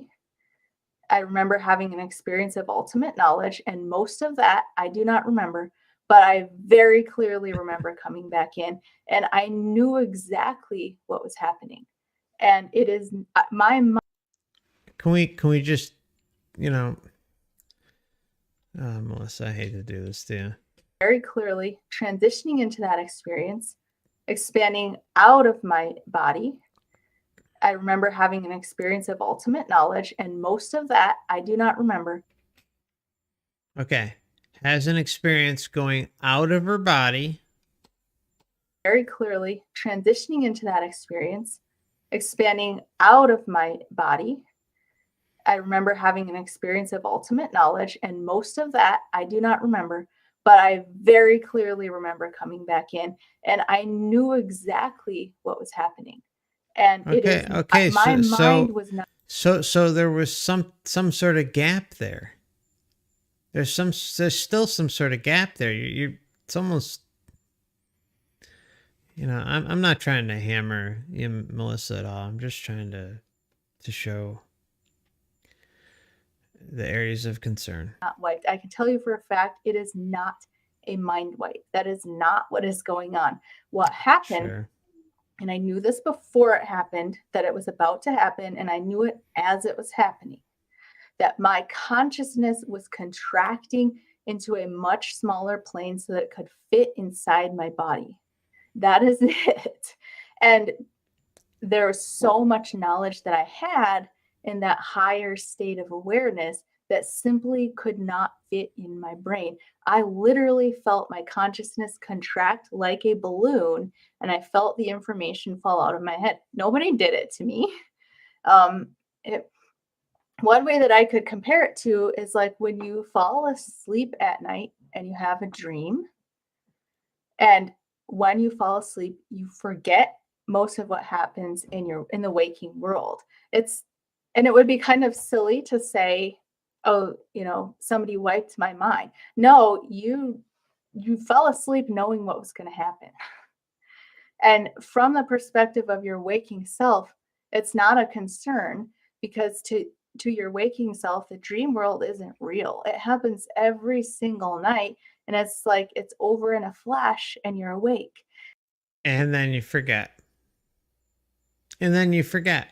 So we don't even have access to ourselves in dream world. And if we do, it's extremely limited. And if you don't write what the heck happened down, you're going to forget within the first 10, 15, 30 minutes if you're being generous. It's gone. Completely gone. You know how many times I've waken up? I'm sure we've all done this time and time. Oh my God, that dream was amazing. I'll remember it though. And then it's gone. It's gone. We're going back and forth between the two worlds, and we're veiled over there too. We're veiled in the dream world. The only way you can really work on this is through things like lucid dreaming practice and astral projection practice. That's it. That's it. And of course, breakthrough trip experiences. But, you know, that's no recommendation. And I will put up this for educational purposes. This channel does not promote or encourage any illegal activities. All context provided by the channel is meant for educational purposes only. And that's exactly how it's like on the other side, except just on a level above. You come in here, you know it's a very temporary experience. You know that forgetting certain things is part of the deal, but nobody is forcing you to do it. It's you don't really, you know, it's just kind of just what happens. It's just what happens because we keep falling for it. We keep buying it and not, it just keeps happening every night and every lifetime. And it's just, oh, it is what it is. I guess I'll just submit and roll over and you know, whatever happens, happens, and hope that whoever I'm dealing with or wherever I'm going at night has my best interest, even though I can't remember. So you don't go around your life terrified of having a nightmare when you're asleep and thinking, I'm never going to sleep again. I'm never going to sleep again. I'm never going to put myself through having that nightmare again. You don't really put much of your brain power into what's going to happen when you're asleep. At least the majority of us don't. And so it's similar like that. Like what I experienced was very similar to that. It was just like changing states of consciousness. It wasn't like somebody sinister was out there saying, I'm going to wipe your mind so you can't remember and I can trick you into coming back in over and over. No, just like when you go to sleep at night, coming in and living these lives serves a purpose. Yeah, but it's way more dragged out, Melissa. This is look, with you throw in time into this mix in this human body. No, it's not that simplified. I understand exactly where you're coming from, but trust me, it is not a good excuse for what's going on here. It just isn't. It's completely, it falls so short. It's not even funny. And it almost, it lessens us. It really lessens our abilities, our just to think outside the box and not just accept it for what it is. And we choose to do that. Nobody's forcing us to do it. Can you leave here? Can you call the Matrix hotline tomorrow and say, okay, I've had a good time. You know, it's been fun, but could I have my entire essence back right now and still walk the earth? You're not going to get it. You're just not. It just doesn't work that way. Okay. And so that, again, is just my perspective as somebody who remembers what they're calling the mind wipe. I remember it very, very clearly. I remember the music that I heard. I heard the music of the spheres as I was coming back in. I remember how it felt as my consciousness contracted and the information fell away. And I was aware that it was going to happen. It's just part of the process. Nobody forced me to do it. So is Harold. But he got to keep some semblance of his memories in exchange for a crappier life. That's what he said, not me, you know. More suffering. You know, he could have been rich, he could have been famous, could have been a movie star or whatever he said. But because he wanted to remember something about before he came here, because he knew something in his subconscious, knew damn well something was rotten. He probably couldn't put his finger on it, but he knew something was right. He didn't want to come, but yet he arrives and is able to retain that memory for a life filled with more suffering. Sounds like a great deal, really. Talk about us evolving in such amazing ways. I mean, it's just,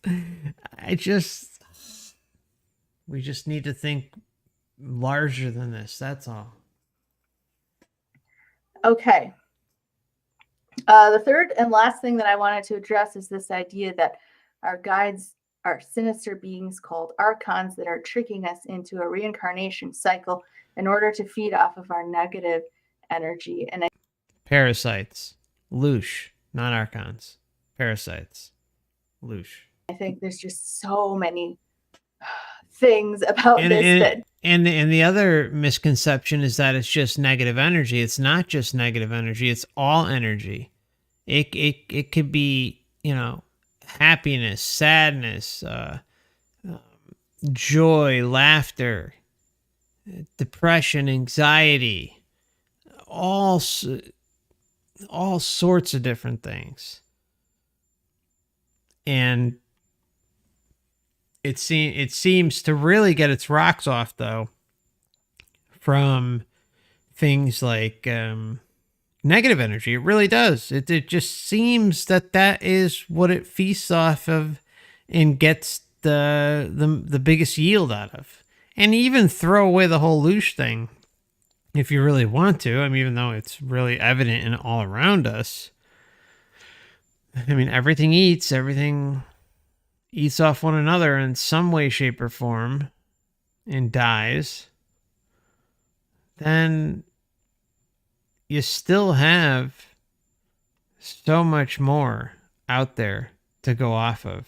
It's incredible how much is available to us to research and prove this to ourselves. Don't make logical sense.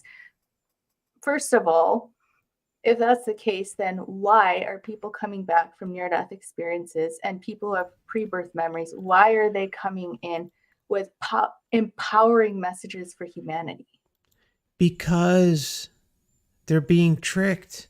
They're part of the Matrix marketing department. I talked about this so many times. It's, near-death experiences and pre-birth memories aren't new. They've been around for eons, but the problem is or not the problem, but to our benefit is that these accounts are coming through in droves because of something like the internet. We're extremely fortunate to have it. Cultures way before us were onto something. They knew something was wrong, and there were probably many that liberated themselves to some extent. Think about Hinduism, Buddhism, Gnosticism. They all get very close to the truth, very close, but they fall short because what happens? They start believing in this, believing in that, and that you gotta go to the clear light of the void, or you gotta go in between the fence, the grid. You got to make it through the Bardo realms and on and on and on. I mean, it's never ending. And then hopefully, if you reach all the way to the end and you knock on the door, some grand Pumbaa at the entrance or the exit door is going to say, "Oh, okay. Oh my God, we've been waiting for you. Where have you been? Roll out the band. Roll out the band. Come on, guys. Okay, Hey, the conquering hero, and open. I mean, seriously, it just doesn't work that way.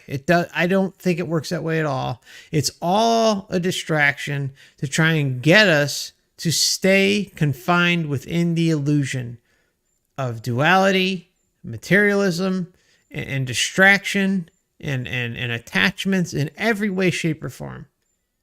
And all I'm saying is why not test it out? That's it.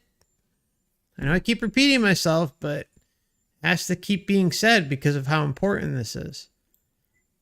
Why are people coming back in with the message that you are a sovereign, powerful being, and we need to wake up and step into this so that we can create a better world on Earth?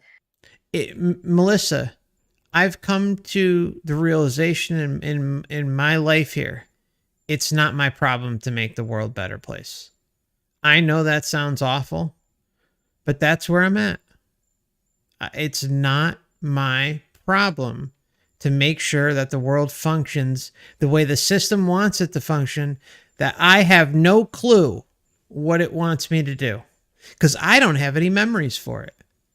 I have no way of accessing what it wants me to do, as does the high bulk of society. We are stuck inside of this never-ending cycle. And I'm sorry that the pre-birth experiencers, most of them they're not love and light. They're not. They might experience love, but really the undercurrent of what we see in those experiences are pretty freaking dark. They're people they're beings that don't want to come.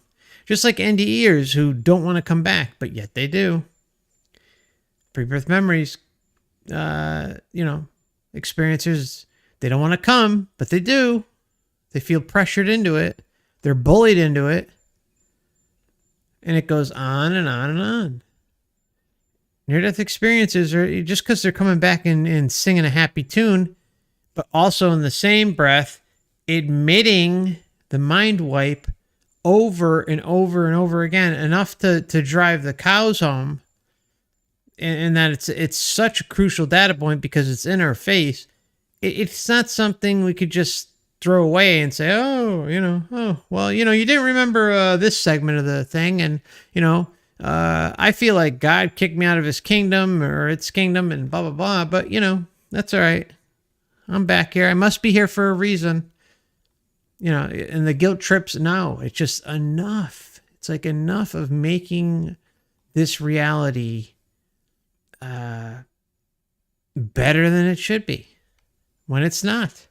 It's not our problem to fix this place. It's our problem to find ourselves as individuals and move forward as best we can. That's it. If we can make a small impact along the way and help things and make lives better for those around us, that's awesome. I'm all about it. But it doesn't mean that it's all part of God's plan or whatever it is. If somebody was tricking us into coming here in order to feed off of our suffering, they wouldn't want us to get that message. So that's the first thing that doesn't make sense. Yeah, but they would if they want you to keep reincarnating, Melissa. They would.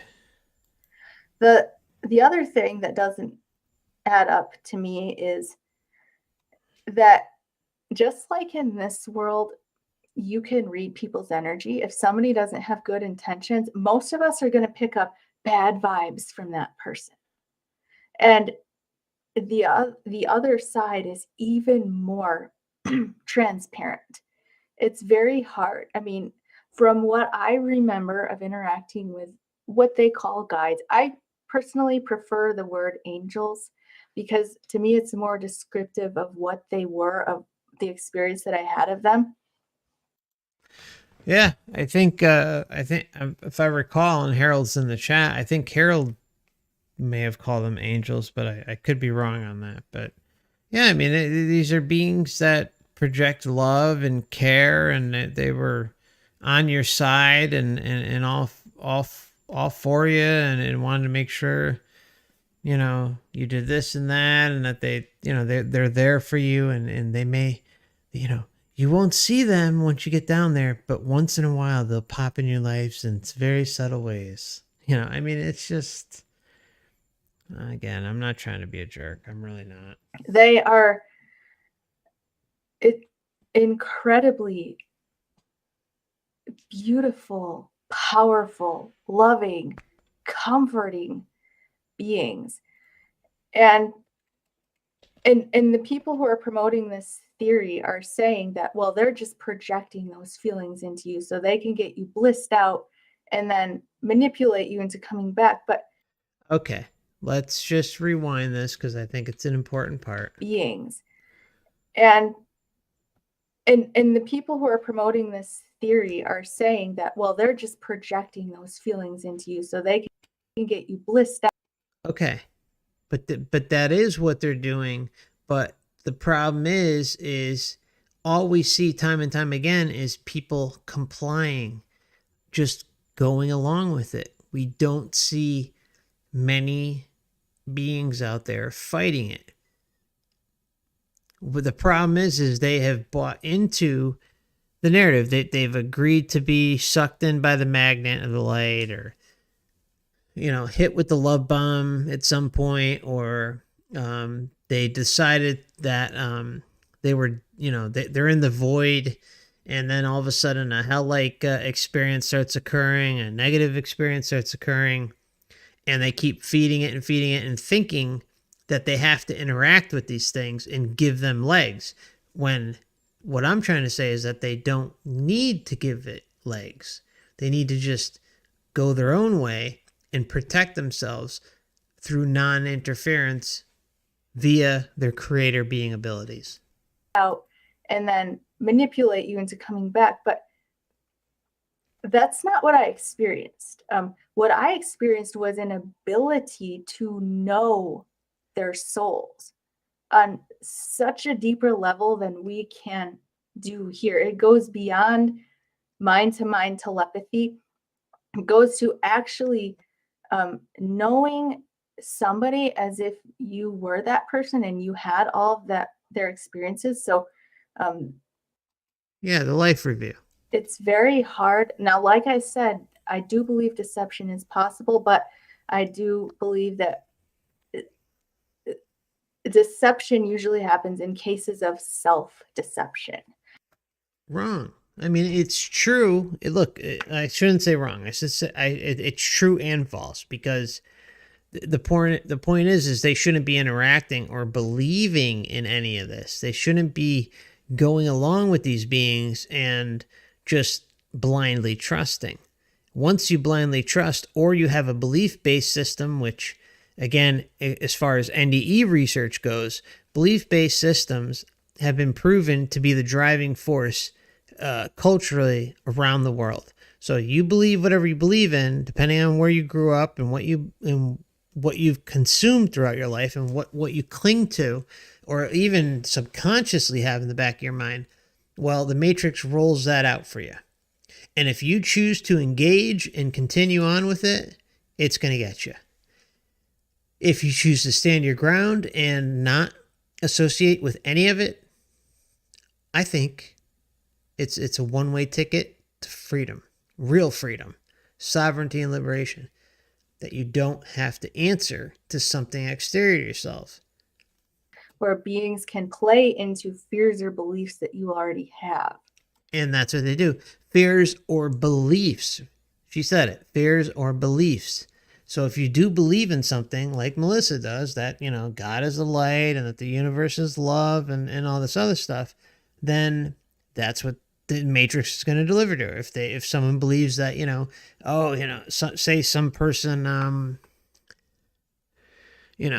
shot somebody, okay, and the person died, or they were in like a karate class and hit someone the wrong way and killed someone by accident, or seriously injured someone, and they lived with that the rest of their life, fearing judgment or just having major guilt, then the Matrix is going to customize those fears or those beliefs and take advantage of it and present you a scenario in which it is beneficial to it.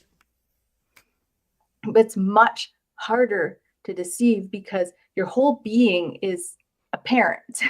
It's obviously apparent who you are and what you're about and what your energy is and what you're thinking and what you're feeling and who you are.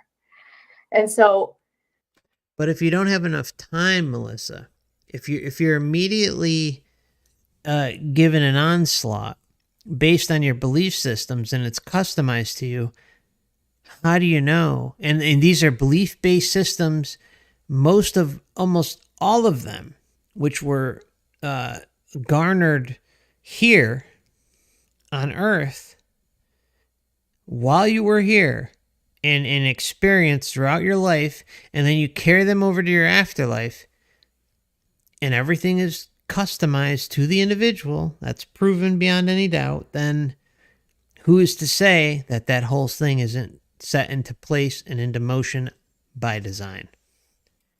It doesn't make a lot of logical sense to me to say, well, they're just putting this feeling of bliss in you, but yet when you sense them and you sense their energy, if they were malevolent beings, and if you were looking to see what type of beings these are, then you'd be able to feel that. And not only that, but it's like the entire environment, the entire afterlife it's all love. I mean, it's not just like these beings are putting something in you. The entire experience, for me, when I had my experience of ultimate knowledge and I knew everything, I saw, and I can't remember most of this now, but I saw the whole picture. I saw why everything is the way that it is. And that included the suffering that we go through here. So when you have that level of knowledge, I just don't see how they're putting these feelings on you, so you were deceived. They put this false feeling of love into you, but yet the knowledge that you got in that expanded state was that everything is love, that God is love, and that everything is working out ultimately for the good of all. No. Melissa, I'm sorry. I cannot agree that the level of suffering and everything that occurs here is based out of love from some divine being that is looking out for us. I'm sorry. I don't believe an all-loving God created the human body. I don't believe an all-loving God would allow for any of the crap just on the small level of things that occur here, because they love us. Exactly. Bo Derek puts in the chat. It's a classic. He puts Adam equals Adam. ADAM equals ATOM. Absolutely. And then you have the soul lure system. So your soul is lured into the system. It's all around us. The clues are everywhere. And then the cells. We have cells in our bodies. Well, what is it? A prison cell. You know, I'm not trying to be Mr. Negative, but look, I didn't make up these terms. These are terms that we learned. The evidence is everywhere. I hope that this is making sense. I'm not sure if I communicated that point very well. It's just that you have so much knowledge and you have access to so much more information when you're over there than you do here. At least I did in my experience. And I know different people have unique aspects to their experiences. Maybe not everybody experiences that. But they would have to create they would have to create like an entire false universe that's like 1 billion times larger than we can wrap our heads around now, including multiple dimensions that we don't have access to now. And like, that's just taking, I mean, if you have malevolent beings that are that powerful, then we're back to religious fundamentalism. Wrong. I mean, it has nothing to do with fundamentalism, because here we go again, Melissa, with that word. It has to do with just looking honestly at the experience in which we've all had and what is going on here. That's it. It has nothing to do with blaming this one or that one. We don't know what is behind it or what's going on. All we know is something's not right. Something is very off here.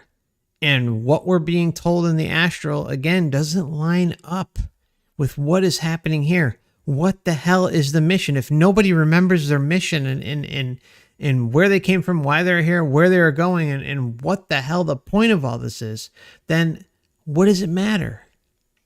What good is it if nobody remembers or what we're supposed to do?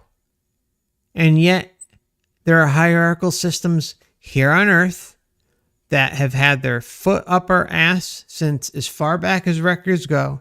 And then there are hierarchical beings that have their foot up our asses when we're out in the astral. Why is that? Why? You know what I'm saying? Like these are the questions that go through my head.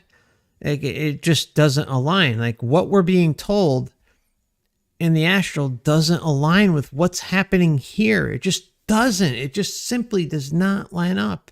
And again, I am not, like, Melissa, I am really not trying to needle you. I'm not. I'm just trying to just put it across in as simple as possible, and in hopes that at least maybe we can sit down and talk one day and at least consider what I'm talking about, because nothing is personal here, nothing, because I want everyone to be free and do what they want to do. But if those who want to listen, great. If they don't, I don't care. But the ones that are listening, it's all about self-empowerment. That's it. That's the bottom line. And I don't know, that it just doesn't make logical sense to me. But I guess that's about it. That's about all I wanted to say. So I will read through the comments and respond to a few of them here. Okay. All right. What I'm going to do is take another break. I didn't realize how long we're going. This is taking way longer than expected, but I've had a lot to say. And so let me just take be probably about 5 minutes, and we'll be right back and go through the Q&A section. We've got about probably another 15 minutes to go tops. All right. Much love, my friends. See you shortly.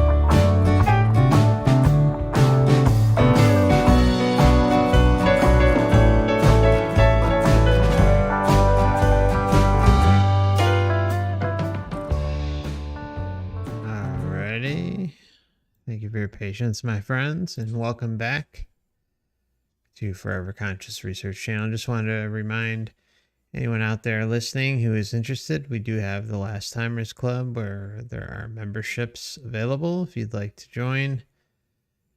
Levels 2 and higher get access to a backlog of monthly members live streams, and then once a month we meet together and go over topics related to the Matrix, Reincarnation, Soul Trap, and do deep dives. So thank you again for all current members, new members, and we are going to get back into this.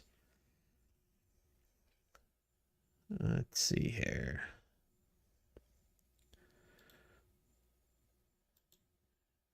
All right, here we go.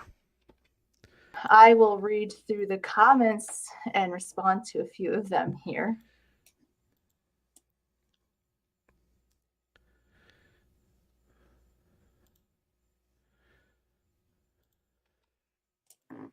For a birth interview.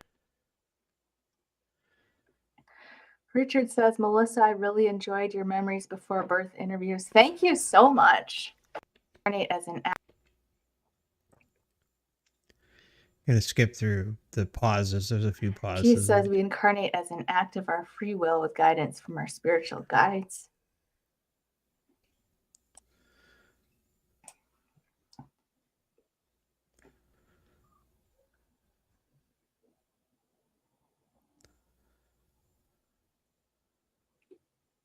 Jack says, personally, I don't believe in reincarnation. No disrespect to people who do. Jack, I don't agree with it. Excuse me.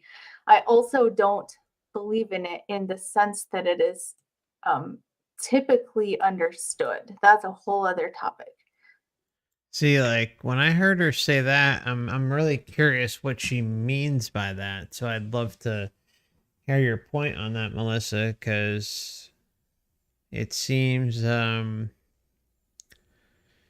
don't know, it seemed kind of cut and dry from my research, and I've really dug into reincarnation, but and there's some amazing evidence out there, especially the birthmark connection done by Dr. Ian Stevenson and the connections he made. I mean, really thorough work. But I'm curious what you mean by that. So if you ever do a video on that, I'd love to watch it.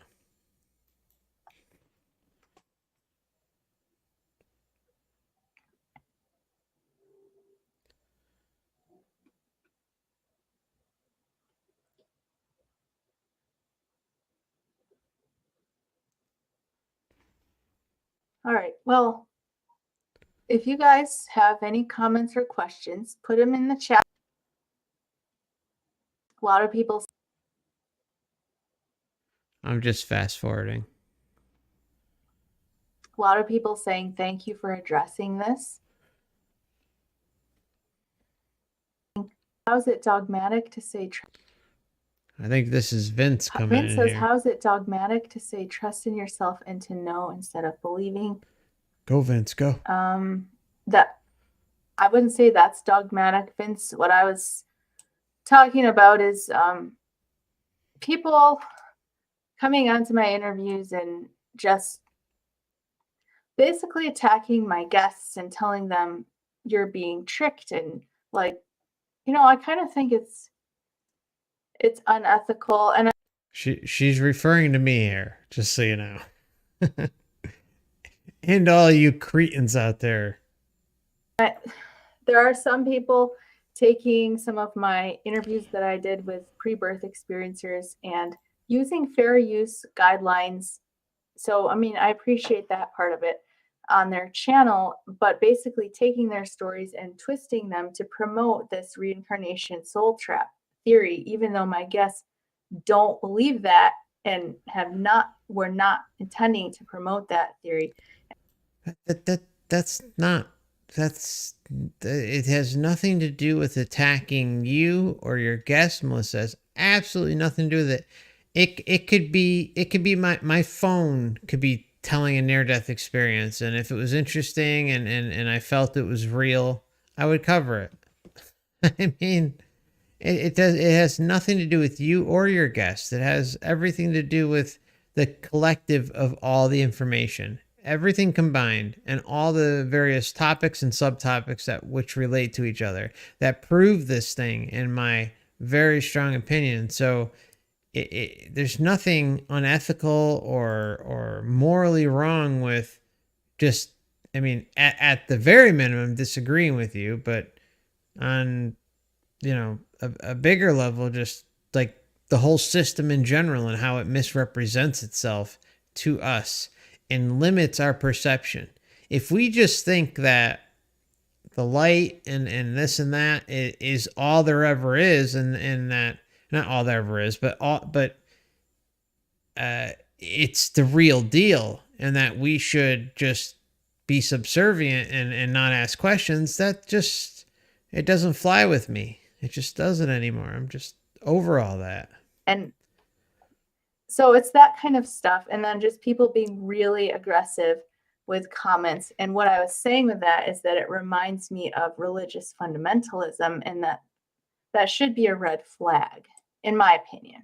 See, there's the word again. See, like, what are we at? Like 4 or 5 times tonight? So it's that kind of stuff. And then just people being really aggressive with comments. And what I was saying with that is that it reminds me of religious fundamentalism, and that should be a red flag, in my opinion. It should be a red flag, in her opinion, but she's, pointed out the fundamentalist narrative, I don't know, 4 or 5, maybe 6 times. I don't even know, but at least 4 times. And kind of just blanket statements, what we believe in. When, I'm just going to say it flat out, Melissa, you haven't listened enough, if at all. I mean, maybe you listened to a few segments here and there, but it shows that you don't know what the empowering narrative is to reclaim ourselves. I mean, what can I do? Vince also says, how do we know that the light is good? Well, the only Great question, Vince. also says, how do we know that the light is good? Well, the only thing that I can say, Vince, is that when you experience it, you will know. It's hard to comprehend from this plane of existence that we're in now, because we don't have the same level of knowing that we do there. Okay, so Melissa, you're asking Vince and me and everyone to just trust that what you and other near-death experiences are saying, and pre-birth memory experiences are saying, some of them are saying that, just hold off, just wait. When you get there, you'll understand. When you get there, you'll get it all. Meanwhile, 99.9, or maybe I'll say 98%, maybe 95% of the population doesn't have any recollection of any past life, at least organically. I'm just throwing out a number, okay? But let's just say it's a massive number. Even if it's 80%, it's too much. 85%. It's too much. The point is nobody knows. Nobody has any recollection of anything. And if they do, including you, Melissa, including Harold, including Dominic, and everyone else, all these cases, it's limited perception, limited understanding within the confines of the experience that they had. That's it. That's it. Otherwise, I mean, we come here and we're mind wiped, or, hey, okay. We heard it earlier. Harold made an agreement. Hey, I think we got to that point, but, he said, I could have been rich, could have been famous, could have been this, but, he was so persistent and such a pain in the ass to these things that he said, I want this memory. Meanwhile, backfired on him. And now he figured out the whole damn thing. Or at least what he needs to know. And maybe more down the road. Who knows? But like I said, when you are on the other side, all things are known. No, they're not. They're not. You don't have physical and mental barriers like we do. Yes, you do. Yeah, you have mental barriers. Maybe not physical, but, it's still some sort of barrier. Whether it's through love or some sort of energy thing, I don't know, but it exists. We've seen it way too many times just to discount it. Things are known. You don't have physical and mental barriers like we do here. But I would also say that if you're ever in doubt, ask for protection and ask for discernment. You can never go wrong with that. Light is just another way of saying consciousness or awareness. Yes. Yes. Thank you for saying that. No, but it's not aware. It's not necessarily awareness, because what was the term? What were the terms you used, Melissa? You said, yeah, it pulls you, and what was the other term? It wasn't control. It was something. I don't know. We talked about it earlier in the show. I can't remember, but anyways, I'll move on. If anyone in the chat remembers, feel free to pop it in.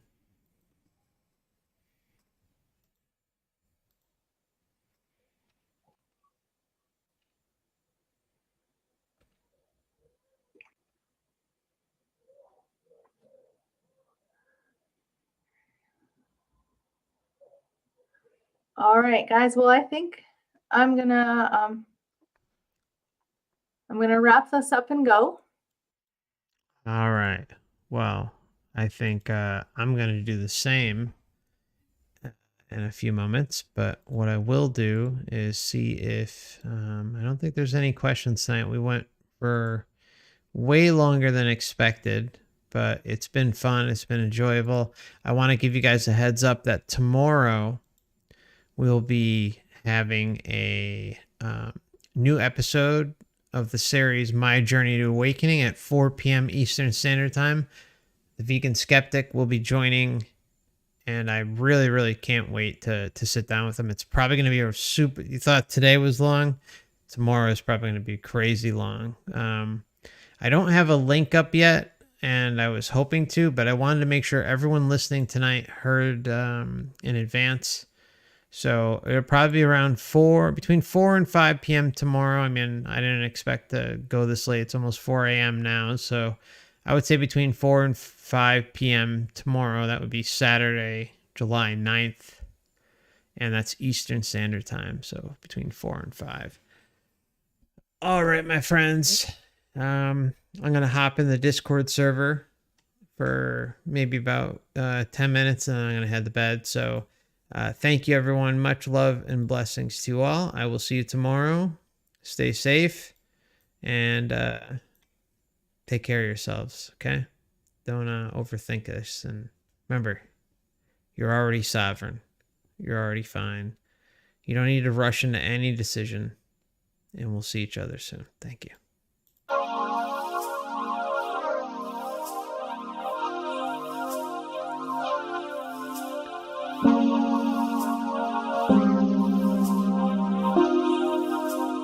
Thank you.